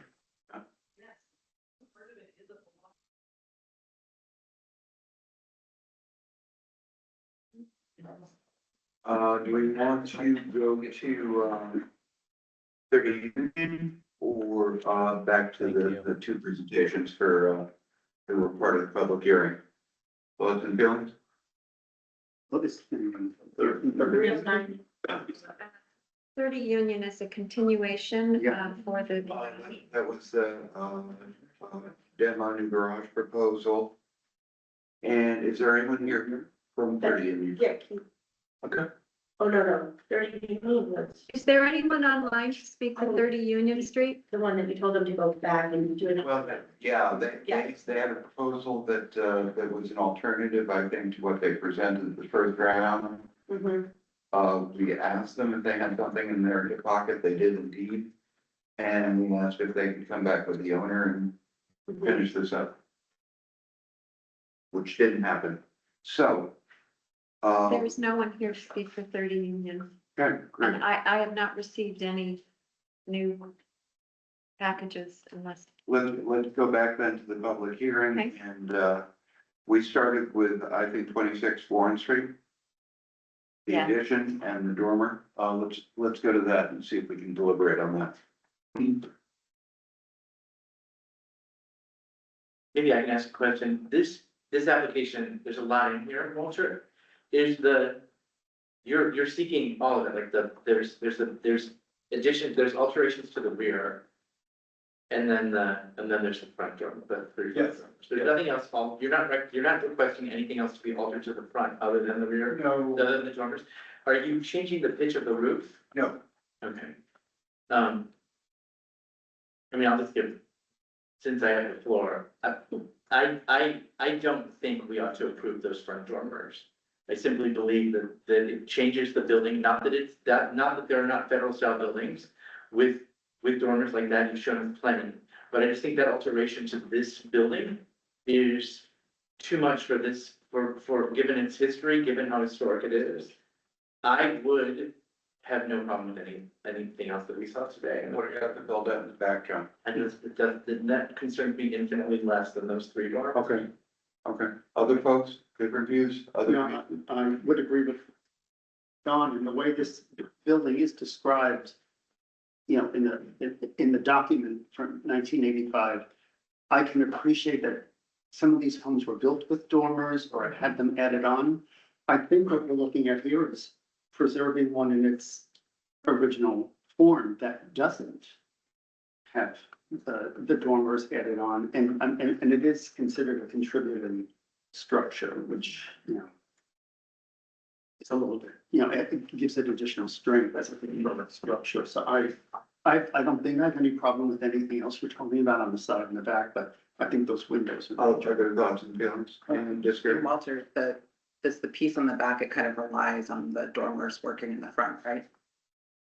well, there'd be no point in Right. doing it if we couldn't. Like you can't, it's one or the other. You can't say like this part but not that part. They all work together. That's the. Why is that? We were just shown dormers, buildings that don't have dormers in the front and do have them in the rear. Why can't you have them? Because the depth of this allows us to put the televisions up there, one on the front and one in the back, so we would think that would be a logical ask. Okay, so you don't have a viable project then? We're back unless there's. Could you do dormers in the back? Well, yeah, I mean, there are skylights there that are operable and we can get, the expense of putting the second means of egress up to legalize even one room is kind of questionable, so, may I make a small statement? Sure. Okay, I want to get this, I'm not directed against this board, but I do have, a lot of anger about our current, comprehensive plan, and I actually extracted something that I think is worth reading from the now going into effect comprehensive plan. I don't know how many of you went to those workshops. Mary and I went to all of them. We argued unsuccessfully that historic preservation and the historic character of downtown Hudson was absolutely essential to the economic survival of the city. And the only mention that I can find in the entire comprehensive plan, which I'm sure you've all read, is at the very beginning in the preamble. It says, plan is not a refresh or an update of the existing effort. The foremost goal of the previous 2002 plan was to protect the traditional character of Hudson's downtown and neighborhoods with objectives focused on historic preservation, design, and waterfront access. Over the course of this new plan's development, residents consistently expressed concern with housing affordability and the overall cost of living. This observation bore out for residents new and old across a range of socioeconomic backgrounds, whereas the prior plan was chose to center on historic preservation and design. The imperative of Hudson 2035 is to ensure that the benefits of a resurgent and thriving Hudson are shared among all community members. Now, I'm sure everybody sitting here shares my feeling that this is totally outrageous, that it completely misses the whole point of why Hudson is unique and how we have any kind of an economy is based on this. So I'm here partly as a bridge between this commission and a business community. That's point one.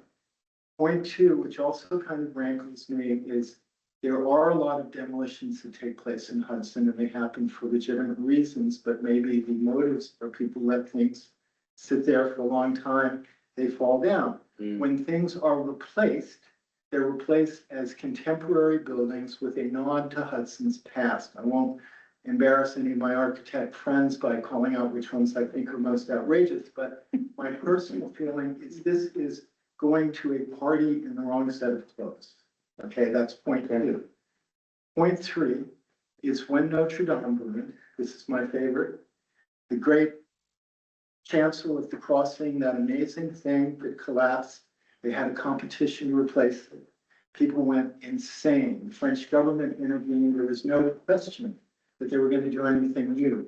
The thing that was destroyed is a 19th century design by my hero, Viollet-le-Duc, who realized there was no chancel there, but thought that the building needed one because other cathedrals in France had them. And I've quoted him to you guys before because we have fabric and we have objects. We have very important buildings that anchor the community and represent civic importance and tradition. And we have a lot of buildings that are in various states of disrepair. I've seen some other examples today. And when we make decisions that are based on a feeling that things are not right, or they don't strike our taste, or something is too frilly, I think we overlook the fact that these buildings have had, up until being subject to historic rules, almost endless changes. Now, I'm going to take my 2 cents here and say that I did more research because I never understood the resistance to that big window on the Alger House. And we showed you, we had a site visit, and we showed you historic evidence that there had been a lancet window there at some point, and the commission ruled against that. Well, it turns out that Second Street didn't exist when that house was built, and the carriageway started down at the corner by the Wick, wound up through the property, and came up and dropped people off there. And that, of course, would have been the grand entrance to the house, and of course it would have had a window. That window was closed in when Second Street became a commercial street that led down to a very rowdy port. And I would have closed it off at that time if it was up to me. But, you know, the commission does a disservice to itself and others when it fails to recognize the dynamism that is a part of the historic fabric. The buildings that are built today, whether you like it or not, will be the future historic buildings. So please, please, please consider not only personal taste, but functionality, the usability of spaces, and the need to find somebody who's got pockets and the willingness to just not only restore these buildings, but keep them in good condition. I think, you know, these guys, I'm on their side, put it on their side. So I can go on, and you know I can, so I won't. No, you can go on or come back into the conversation, because we gotta have this conversation. I think that, the Alger House, to leave a sealed wall in a space that I think they wanted a bedroom for a kid or something, based on somebody saying one of the great painters liked blank walls, I believe was justification at the time, still sticks in my head as a blunder. I think that our responsibility is to do multiple things at the same time, which is why there's a commission. If it was easy, they definitely wouldn't need us, and people could move on. We're always in conflict against legitimate premises of preservation and livability. I think that we've established from our own chapter 169 that our key word is actually compatibility. The windows we're talking about on Warren Street, I think are going to look great. They are period compatible. You don't have to do them, but they are period compatible, and they make the space inside livable, and they make the extension in the back where the owner's trying to add some rooms workable. to get hung up on anything else other than, I can't think that there needs to be another test. Because these buildings are plastic, they change all the time, they're different issues. In many, many cases, we don't interfere with livability, we allow people to have HVAC units. We allow them to have cable attachments to their home and so on. I do not believe that the arguments, on the windows on the wall are persuasive. I think they're actually gonna look great. But they also make that space usable, breathable, livable, and bring light to it. And why shouldn't we? Is that, if we're, that's our contribution to the community to impose livability, and this is historically appropriate to the period. Here, am I right or wrong? Yeah, I mean, I agree with what you're saying, but I find it interesting for sure to hear the different perspectives, because it's something that, I was thinking about mindfully, because I really respect the perspective of everybody. And I don't, coming into a historic commission, there's different ways of approaching architecture. My feeling, kind of to the point that Walter was making, like the viability of Hudson as a place people come has to do with the way the architecture is. And I feel like the allowing businesses to flourish is something that we shouldn't be opposed to if it's like a compatible architectural solution. So that it adds the additional hotel rooms and then it looks appropriate. But it is like, I get, like from my perspective, you could also. There's legitimate points on both sides. Well, let me just say one thing. Go ahead. In terms of our role, and this is I want to clarify, my point is not aesthetic. I think the dormers are very attractive. And I also understand that if the original owner of the building who built it decided he wanted more space in the attic, he put dormers on it, and no one would say that's a terrible violation. The issue here is the fact that this building has been unchanged for such a long time. And I think we have to consider within the historic district, and in fact, in the core of the most unspoiled, except for across the street, part of the historic district, whether it's of value to maintain this historic building, which hasn't been changed since its original construction. Even take it, and I completely understand the business argument. I completely understand it's not that it would ruin the building, it's that it would ruin the integrity of that part of the historic district, I think is my concern. I concur, and I also think, I want to just, Phil, to your point, these buildings aren't all plastic, right? They're not plastic, they don't change all the time. And some of them we're here to preserve. And so the argument for keeping this roof line as it is, to me, is compelling. We vote for many things on this commission that alter many things every time we meet.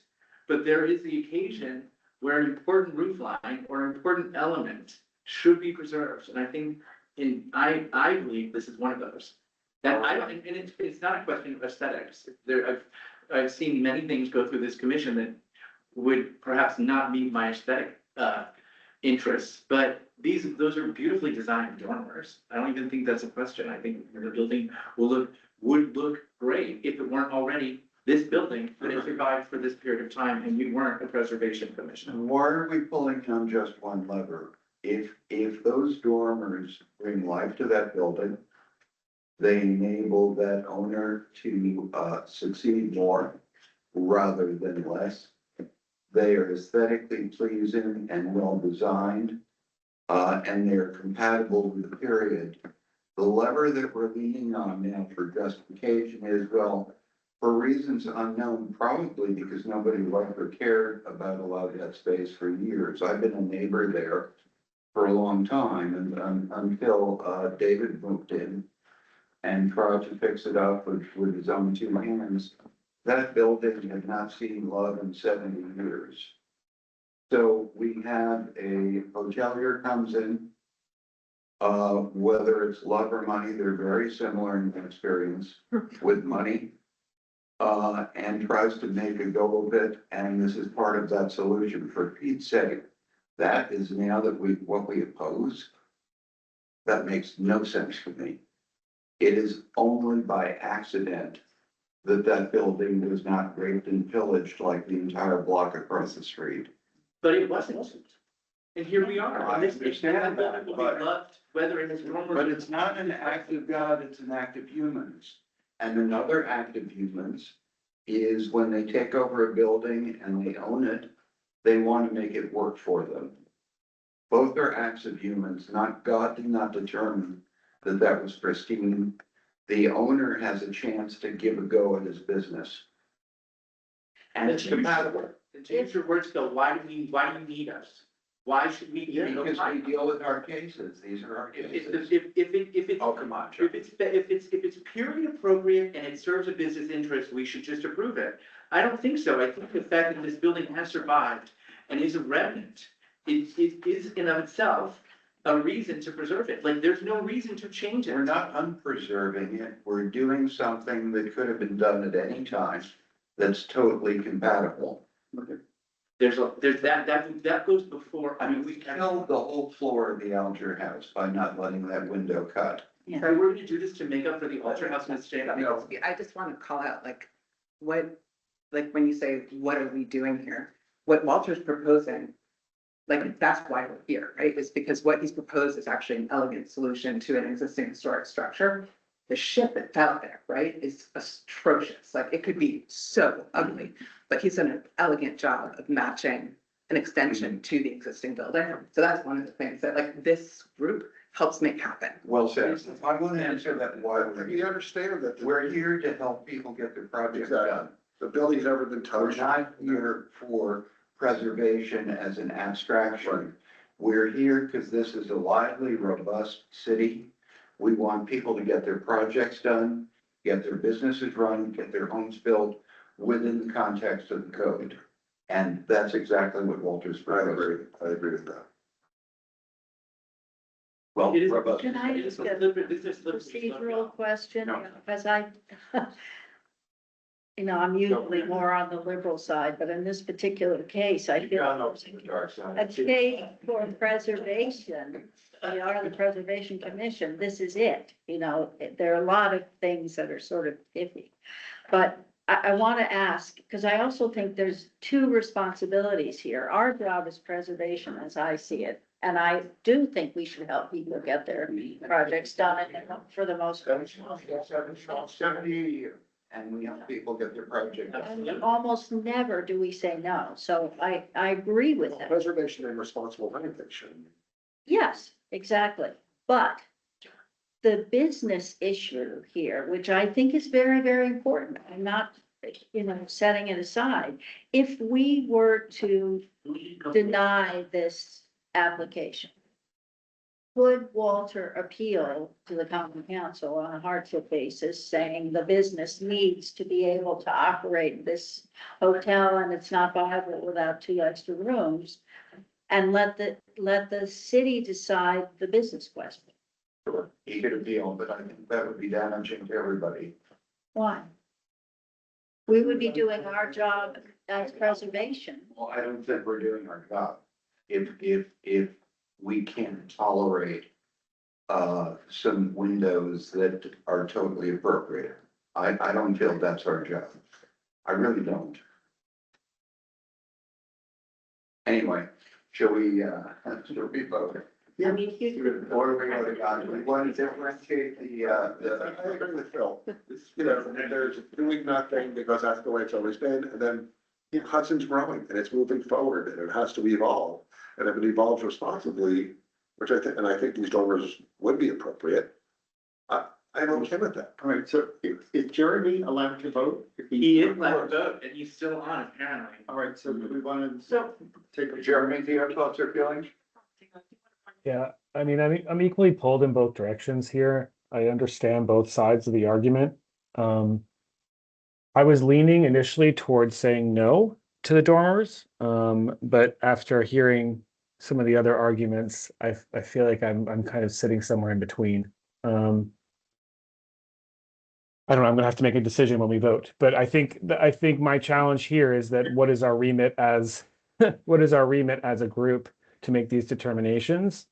And we have different points of view on what our responsibility is. I think They're not that much apart. I think this, unfortunately, we're at an edge case, which is where these things happen, and they happen sometimes once a year, and some, but they're about to happen twice in a meeting. But I would say, before we vote on this, should Jeremy decide to vote to approve these dormers, they will be here for the next 100 years. And Phil, I completely agree with you. We are all, and Q, I completely agree. We are always looking for sensitive ways to adapt these buildings to the uses that they require. But this, as for a hardship application, I don't know how that'll run, because this has been a functioning, I understand, not optimized hotel for many years. Sure. So this building has existed, granted, survived, some ugly opportunities to be destroyed, but that isn't a reason to change it today in 2026, right? Like the building will be viable and loved on for as long as Hudson continues to thrive. And let's not forget why it thrives. For 10 years, we've sat here, Phil, and we have said no to alterations that were unnecessary, no to alterations that will change the character of these neighborhoods and these blocks. And my instinct is, if the building is viable and can be used for a purpose without adding these dormers, don't add them. So that's just one message. Do we not owe any deference to the owner? Of course we do, but there have been 100 owners, and there'll be 100 owners subsequent. I knew that building before David worked on it. It was. And that's not the question before us. This building already is we're talking about like value and time and business. This building is already extremely valuable and will continue, and will be more valuable when we walk out these doors because of the nature of Hudson. That doesn't mean you should approve something just because it looks like the period and we're gonna glom it on. No, you know I do. I'm not a. I understand, and you know that I'm not against people making a living in their building. So I just, again, as an architect, looking at the plans that Walter showed, like the dormers make sense architecturally. They make that third floor work. And if the hotel benefits from that, it is the right type of intervention, in my opinion, as an architect. But I think it's being able to just look at it abstractly, and I like the front or I like the back, is very superficial in terms of actually evaluating what's working. And I feel like it's a complex challenge to be a business and to say, we need to have X number of more hotel rooms to generate that much more finance. And then to work out a solution that works both internally and externally. And I realize we can't look at the internal part. It's not really what we're supposed to look at. But as an architect, that's what's working about it. And I just think that part of what it seems to me the commission's about is preserving the character and making sure that we don't glom on, right? So that we do an elegant. So I do think that if it were to be approved, that the dormers, and I trust Walter, but I will keep my eye on you, that the details of those windows are Trust really and verify. Yeah, because the minute that proportion gets off, it'll feel not right. It needs to be really, really refined to make sure that it. And if you're lucky enough to get approved at Honus to work with character, make that true so no one will be embarrassed about the outcome. For sure, because if it gets approved, I'm gonna make sure no one's embarrassed. We got a hand. I have two hands up. Okay. It's not a public hearing. Yeah. Thank you. No. Lloyd Alden, getting again, your voice the reason. And, so I don't know that the economic development argument has been made. How many rooms is already in this hotel? Is it 26 or 12? I think it's currently 12. 12 rooms. So you're telling me that this hotel will not be economically viable if you don't add these 2 rooms? That's none of our business. Well, I do understand that, but I will say that one of the issues with development in Hudson is the developers overreaching. We have parking problems, and I know it's a separate issue, but the developer's overreach has been, a problem in the city. And I ask you to consider whether this is an overreach or if it's necessary. And I understand what you're saying is the economic viability, but that seems to be the argument that you're making, Bill. I'm not. I did not say it was about viability. I said it's what triggered this was an opportunity to add to this. So, I assume it's viable. It's sort of not the point though. Okay, Well, that's the Okay. but I'm curious, just from a philosophical standpoint, because I kind of walk this line. Is your issue that it's replica of the history? Like, you would want to not intervene at all? I don't want to intervene in this building on this roof Yeah. line in the front of Okay, it. because I feel like there is, and again, I come from contemporary architecture, so where the line of what's new and old is very clear, which I tend to love, but is definitely not what this team does. But I feel like that's the other thing, is that there is a way to do it where you preserve the old, but you do something very contemporary as intervention. And I wouldn't want that. To be fair, Yeah. we had that discussion many times, as you can imagine here. Yeah. And we've approved contemporary additions to historic structures. I don't think we would approve a contemporary dormer to the structure, but yeah, I don't have any issue, as I told Walter, I think the dormers are lovely and. Excited. And I have one more hand raised. I'd like to think of a point also. I was just thinking from a safety standpoint as well, 50 years down the road, if this isn't a hotel anymore or anything like that, and somebody decides to bypass the code enforcement and bypass the historical society and make that into a bedroom up there anyway. Or if it is still a hotel and a fire breaks out up there and people are up there or run up there looking for a means to escape whatever type of emergency is going on, maybe there should be some ways, some means of egress in this third floor. But Nick, we cannot approve alterations to buildings based on what could happen in the future or how people will use things inside these buildings. I'm not trying to influence anybody's thought, and I don't think I get to vote on this, I'm just trying to add a little bit more further thought into this. We have to consider safety. Anyway, Jen, I'm not interested in it unless it's in the commissioner speaking. Okay. Can I just ask one other thing of the commissioner? This is Jeremy online. Is it really about it that it's the facade that we're talking about and that it's been untouched? Because we've done many alterations to the other flanks of the buildings. But John, is it the facade specifically that's the issue? It's the fact that it appears that this particular facade on this particular very, very old building has had virtually nothing done to it since birth.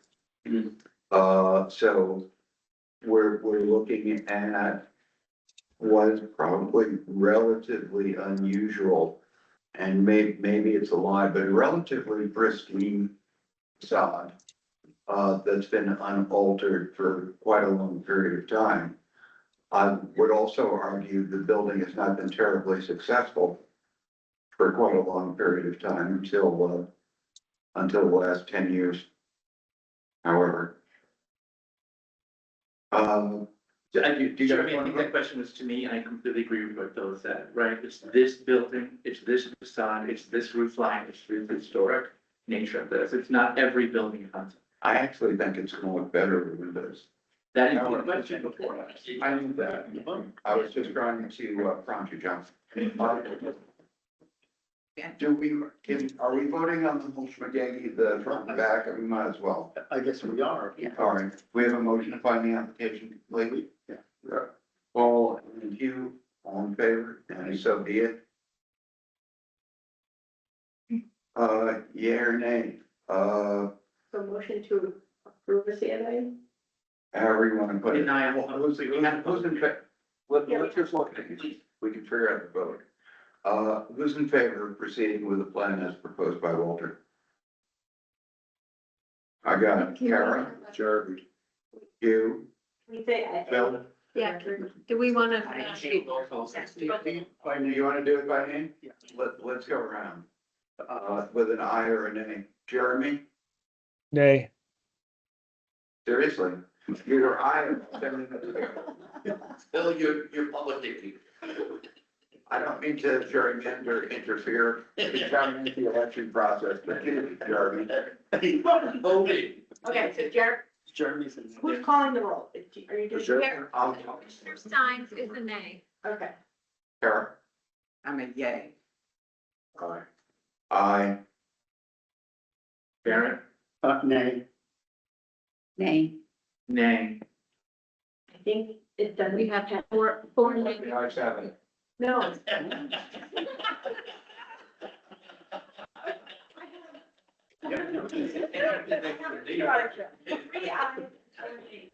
So the motion fell. It's not an appropriate score. It's close enough. It's rigged. Should have been Jeremy last. You should have done Jeremy last. We should. I know. Jeremy, do you want to change your mind? Coercion. Okay. Should Jeremy change his mind? It's shameful. That would be a good question. Were you texting secretly? Texting You were. Okay, so motion fails 3-4. So you can decide, the applicant can decide whether they want to come back with a hardship application, whether they want to tweak it and come back with something different for the board's consideration. It was the best solution. Okay, It was the best solution. moving right along. Let's go back to, where are we going back? 309, 311 Union Street. That's what- Wait, can I just remind everyone that they might need to update their parking? Yeah. I was gonna go by phone now. Where are we on 309, 311? For those of you who remember. This was the Demo. demolition rebuild. Yeah. And there's a few issues. You can consider the carriage house and the house separately if you want. Right now, it's all one application. I think we can handle it with one application. The critical piece is actually the house.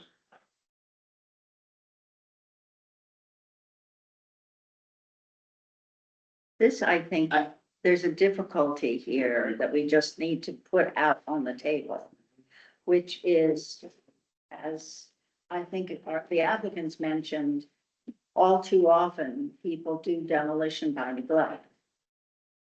So we have a responsibility to discourage people from just allowing buildings to get to a point where they have to be torn down.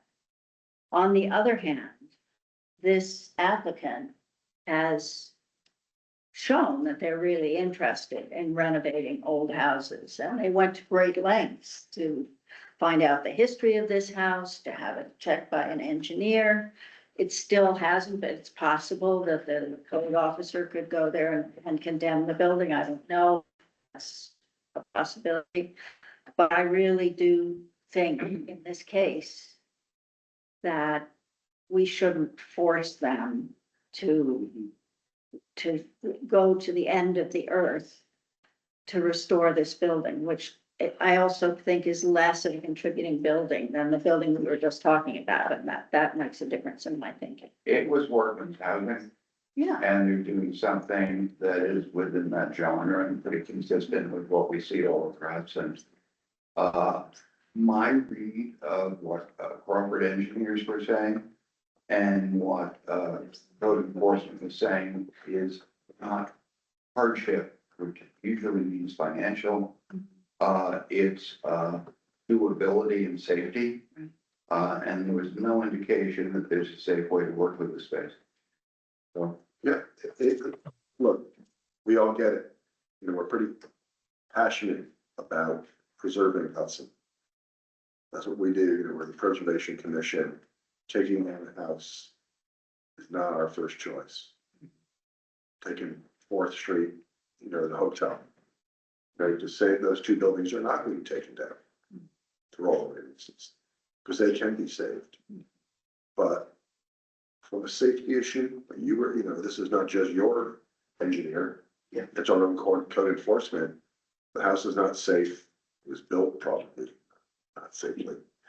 And financially would take $500,000 just to make it not fall and then start the project.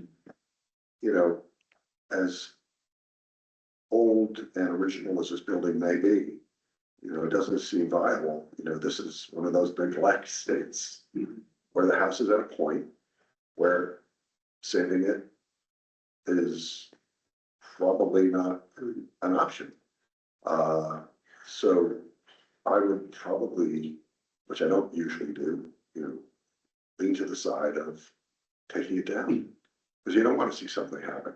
You know, remember the house on Orange Street, next to Acumen's? Yeah. You know, they were Trying to save it. you know, they propped it up with beams and steel, and then one night, it just fell, and luckily nobody was in there.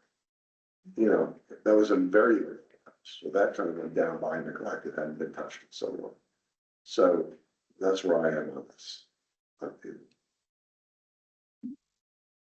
Motion for the application. Wait, what, is there more discussion? There can be as much as you want, Jim. I think that, but I don't think that buildings in this condition are particularly viable for multiple reasons, but it is, you know, it's the simplicity and elegance of its facade is undeniable. I guess my greater concern is the scale at which its replacement comes, because I don't think we're gonna be particularly thrilled, especially if we live on Union Street, to all of a sudden find a lot line to lot line. I understand that addition on the left reaches the lot line, but its scale is not the same as the rest of the house. So I think what we're gonna lose here by by not separating the issues of the carriage house and the issues of demolition from what's replacing it. I think more time needs to be spent as talking about what's replacing it. I was not offended by that. Because it was not a great rendering because it shows it in a field, right? But I think that the applicant has come to us with a very thoughtful presentation, and that bit on the history was extremely thoughtful. Thank you. I would never get that, so it was really nice. But I think that we're gonna lose, we don't just lose that it's so hideous, but in its current condition, but the elegance of the existing facade set to the right. We're not just losing that, we're gonna also lose any kind of massing variance that exists on that property line. So I just think that that's something to consider, yes. I didn't say that it was gonna take up the whole lot line, they're shifting over to the center in that lot. Is it just gonna be, so is there, that's it, that I missed, I couldn't tell. Because If I could speak to what you're saying, and again, this is the conversation that happened when we were thinking about, the building. And height actually came into play, where if you actually go back to the contemporary photos and this house right here. Okay. Wait, just a second. This house right here is pretty much a 3-story. We did not want to see intentionally. We did not want to have this, because I agree with you, that photo looks huge without anything around it, but that's deceiving. It's not that big. And again, to one of the comments about the windows being up high, we're trying to maintain all those elements. We have basically a 1.5-story building. That second floor in there, the ceiling is like right here. And so we're gonna just make 2 stories. We're not doing like huge, it's just an 8-foot ceiling. And that other house, this house here will probably be about the same height. And then this one's actually gonna be taller. So we're not gonna have this massive. I'm not necessarily, I am comparing it to what's around it, but I'm also comparing it to what is there. So Right. how much bigger is this structure than that structure? That's what I can't see from these. The width is identical. So is it identical to the right hand side or to the right? It's an alternative build. But They're just moving the whole building over. we're just getting it off. Is that little addition piece, is that addition, is that the edge of your building? Like there's. So when you one say, when you story. say the This width is of the the wall property line. includes Yeah. the addition. Yeah. And this here is the other side. That's why, We're gonna take that and just shift it 4 feet. but So that, that we're not right up against his house, so his gutter can run into our house, which is like going on. is that little addition that's next to it, is that what you're including as Yeah. part of the width? Yes. So that's why it feels a lot bigger. That is really actually. Yes. My comment, I think it's great that you're gonna give some breathing room on the right, but you are gonna take up more volume, and it's gonna be the same Well, height. it's because this is getting infilled, more or less. It's pretty much the same building, just bring this over. That's it. So the width of the central building, forget the side building, is identical to the existing building. Overall structure, including that bump out on the left. It's total, then there's no width argument on this, is there? Not really. It's a mass, it's a mass. Okay. In other words, that's a single story addition on the side, which is quarter to a third of it. And then that's gonna become 2 stories and reach out to the rest, it's gonna present very differently. It will have breathing room in that house on the right. Let me ask this, the peak of the new structure, is it higher than the peak of this structure? Yes, only because of the pitch. By how much? I don't have it exactly, but I wanted to increase the pitch on that because of, snow and ice damming. As a contractor, I'm not a fan of 4 pitches. I like to have a little bit more pitch so I don't have the ice damming and build up on my roofs. So I couldn't tell you, I had to get back to you on that. I just know that we were pretty intentional on keeping it lower than you. Are we talking about 2 things here? Is the final design of the house that you're showing? Or is there discussion that can be had? We're really talking about, are we demolishing this property? And then we can talk about the nuance of what you're building. I We still agree. have that It could be discussion. Well, separate. maybe you want to, I don't know how we do that right now, but we talked about 2 different things. We can vote on the demo. Vote on the demo and then vote on the designs. We're gonna talk about the design. What are your windows? What is your lighting plan? What are all of that? So I think we really have to talk about first things first. And also the carriage. Okay. Yeah. Would you look at, Would did it you look be at the plan possible Genesis, this one? I did. for you to make an elevation that includes the houses on either side, so we could see what the proportions would be? Instead of setting it in the middle, I know Walter's done that from time to time. I didn't tell you how the software. I think it would also But even. we need to talk about taking the houses down. Yeah. We should decide. It doesn't look like there's 4 feet on the So other we side. need to see the rendering of the house on the other side. No, No. not to decide. 20 inches on our property on the east side. And actually, the other neighbor is on the property as well. On your property. Well, that's fine, but I'm just saying, is there actually 4 feet to move it over? Yeah, there's like 7 or 8 feet. Okay, just, it's hard to tell. Look it on Google Maps. On the- Oh, well, It's on the survey. the survey's in the documents. It's, It's on the original document. right, from 2 weeks ago. so if you move this entire volume to the left, east, you would more center it on the property is what you're saying. Exactly centering it on. Right, and I think I believe the request is to show the rendering in context of the adjacent building. If you can even drop it into Google Earth. Sure. And you'll be able to see it Yeah. in scale, and that will give Yeah. everyone some sense of just the rhythm, because I agree also with to me, the demo argument is very compelling. I mean, listening to the engineers and reading it the other day, it was shocking to just see, but also not shocking because it's an old house. But I do think that it's 2 different conversations. I think that it's a race to try to improve a design in a historic district if there's an approval to get rid of the structure. I feel like there needs to be a thoughtful and like kind of how this group engages with what the replacement is, feels like it needs to be mindful. I get the feeling that you guys are very sensitive to that, which is great. I feel like if it does get greenlit to be demoed, I think whatever you can salvage from that structure to reuse in a meaningful way, There's, because some of those images, while it was disturbing from a foundation standpoint, sitting on the ground. It's crazy.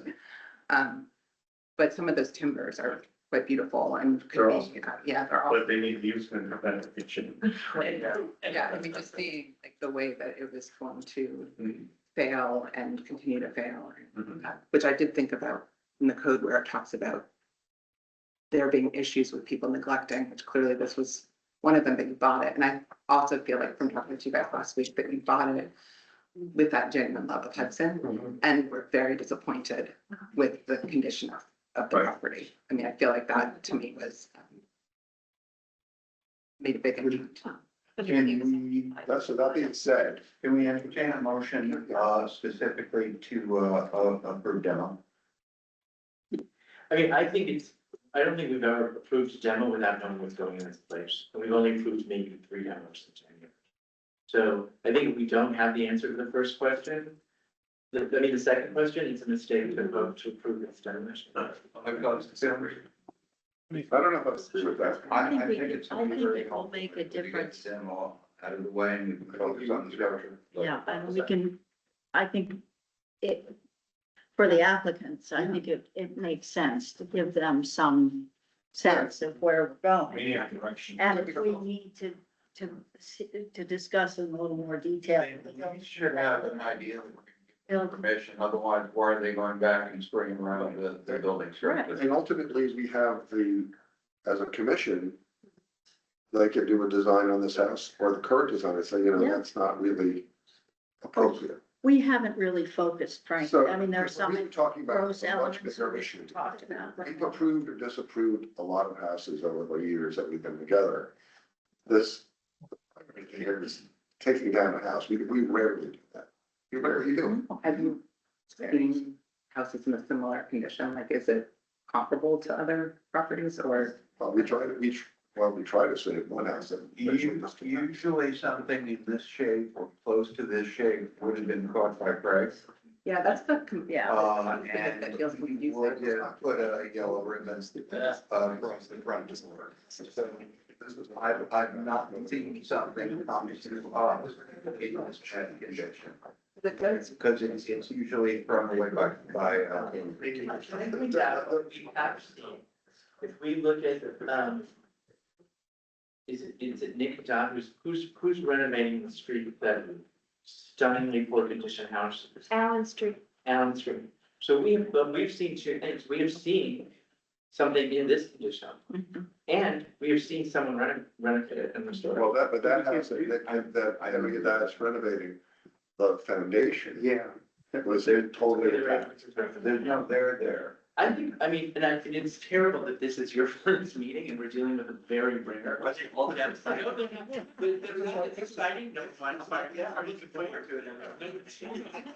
We almost never deal with demolition. Nick, sometimes it's 4 signs and you're like. But I would say this, usually, I would prefer us not to rule on this demolition. In other words, I would prefer us not to vote to demolish a thing where we have 3 members of the public speaking about why it has significance. Just Please. Yeah. like code standpoint, the life safety does seem like it's like a cold call versus. But that's not what you're voting on. No, It's compatibility today. Right, but can I just clarify what I'm saying? Just because we are talking about demolition, like that's kind of what's come up, and that is a life safety issue, which should be figured out by building code. Like, to me, that the building code should declare the building uninhabitable, not this. Because you're proposing. but I feel like that, but just to be clear, I think they've made the case, and I would imagine that but I don't think it's this team. But you're asking Nick to make a call. Right, and that's what we've usually done in the past. We've done this in the past. We've asked the And then we don't have- code to decide whether it's. Nick, if you were to make, well, I don't know if this is appropriate, I want to say it anyway, I guess, well, thank you. Would you condemn this house? If you were,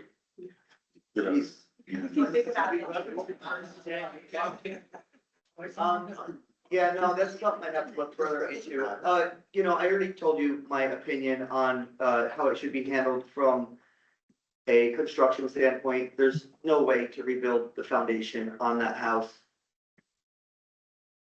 it is, I'm gonna, Okay, I don't wanna put you on the spot. yeah, I think, But I mean, just because somebody was living there, doesn't mean they doesn't should, mean that they should have been. yeah. so in, Because it was, I'm sorry, because it was inhabited, Craig never went in there because somebody. Right, right, So. it's just, it's tricky, that Fair. Well, that word is a very tough one to use. Right. I just wanted to point out on the past, if Craig has found something to be condemned, then he would allow the demolition on his own without going through HCD because he deemed it Yes, to it's a purchase. safety issue, yes. So that's why they're asking me these questions. I understand, Because but that's it's a big step. Oh, yeah, no, I understand. I just wanted to understand that's the premise for these questions. And then, Well, that's also the premise for their argument.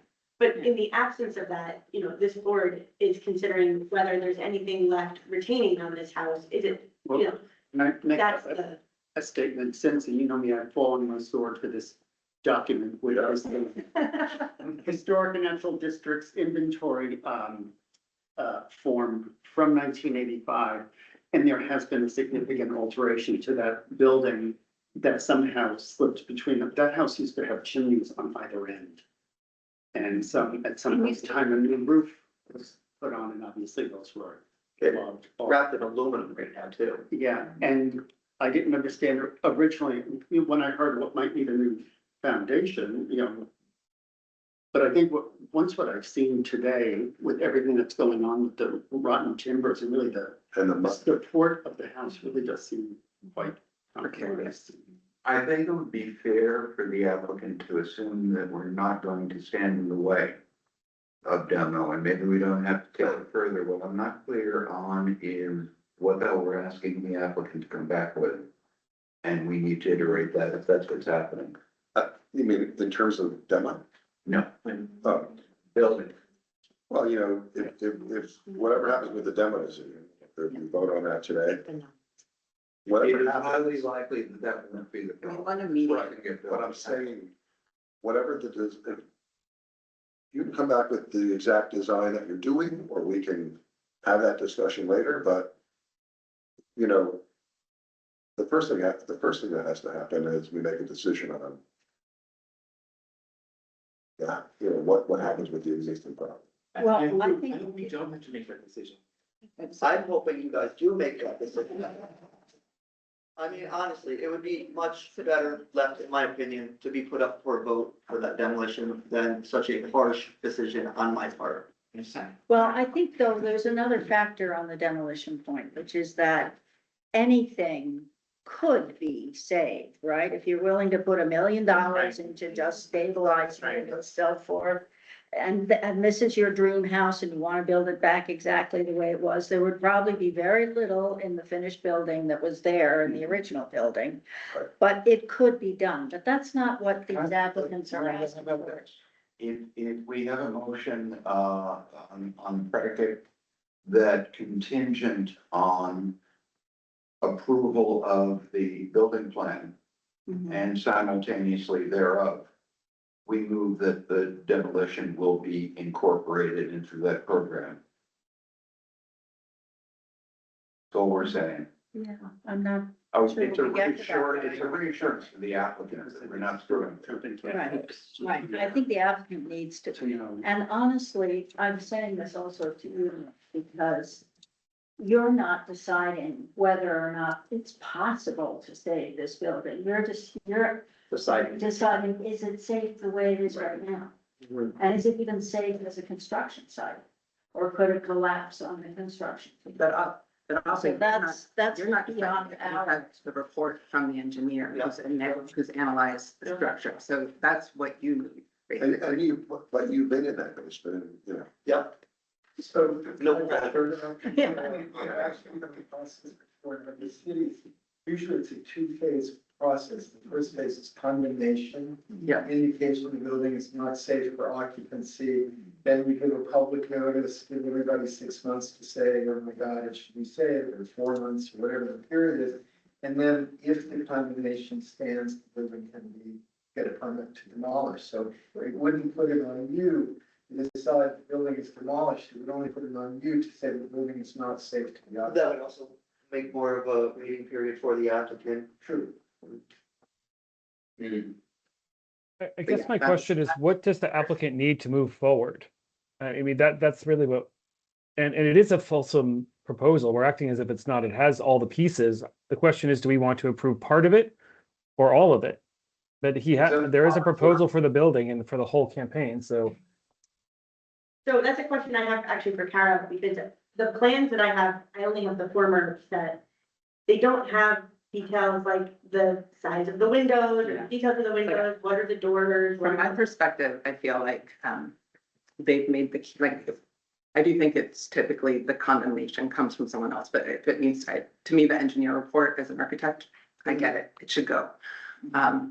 I don't think I think this is an unusual situation for this group because it means that there's a new structure and that's a different responsibility to figure out what that building is, that you've done one of 3 demolitions in 15 years. And I feel like, so the next steps to me would be initially at least dropping that building into 3 and kind of looking at the scale of it in relation.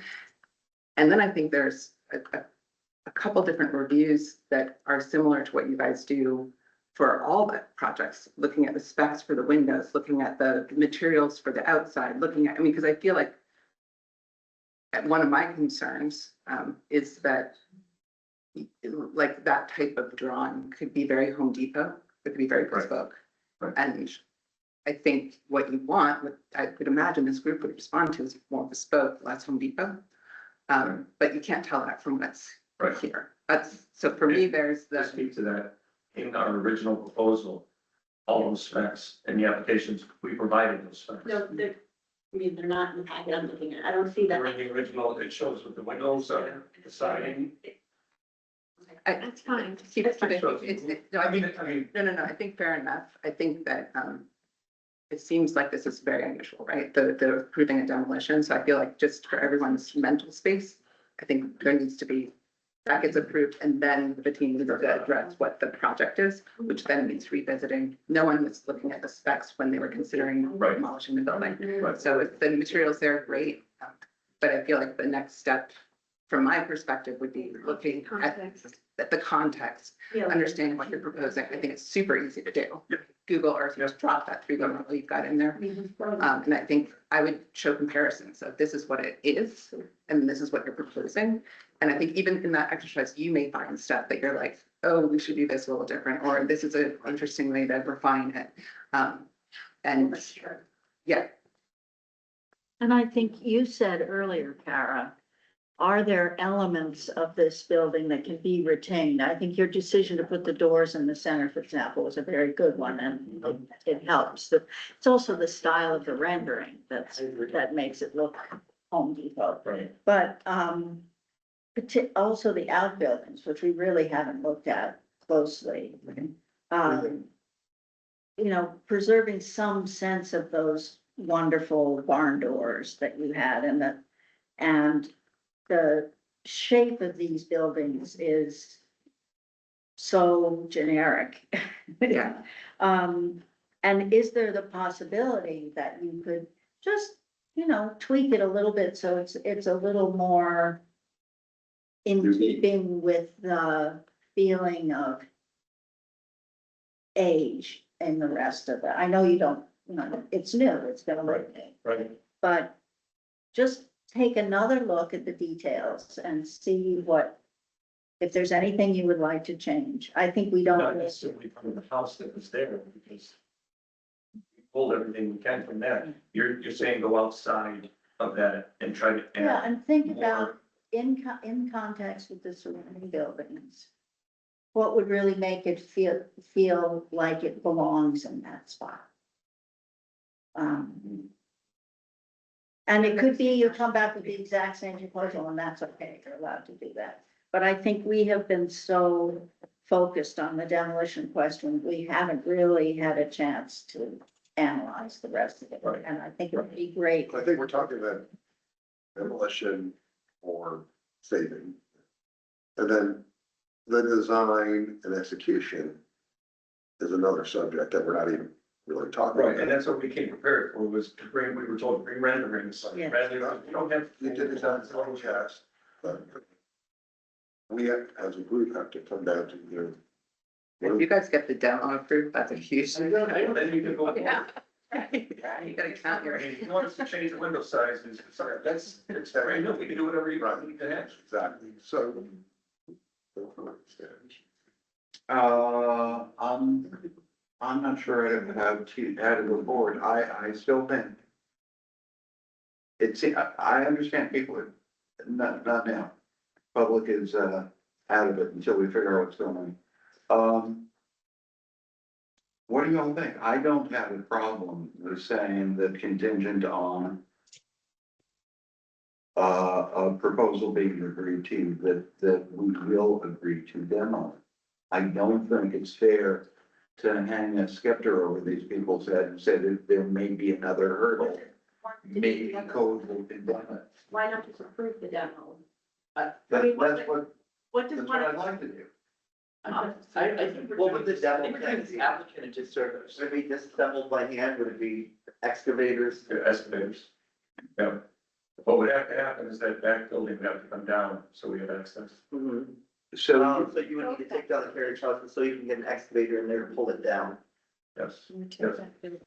Yeah, talking to the excavator, he talked about weakening them inside so that we can get the one side to the neighbor to collapse in to limit any, damage to the neighbor's house. And just remind me, the two back buildings, the garage and the storage, whatever that other building is, were those looked at? They're in the engineer. They're in there, yeah, and that's, and it was a similar, I didn't go inside them, no. but it was a similar report.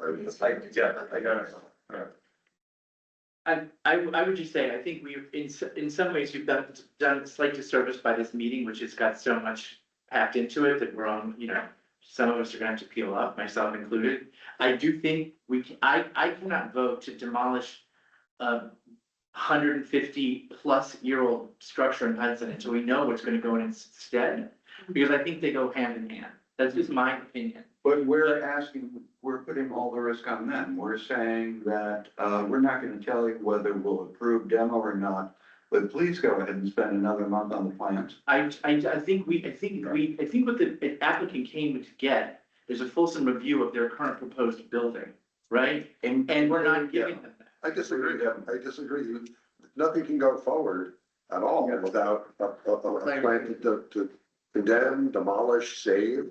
We have to make that decision, and then, you understand that the general, feeling about the current design of what you want to build is probably not there yet. I don't think it is, but you really, if I were you, I wouldn't want to be spending more on architectural. Yeah, it's not go back to the proposed language that contingent on an approved design. Right, contingent, yeah. We will not interfere or block the Yes. demo. Perfect. Fine. I agree with that as well. And John, that should address what you're talking about. I don't see why it wouldn't.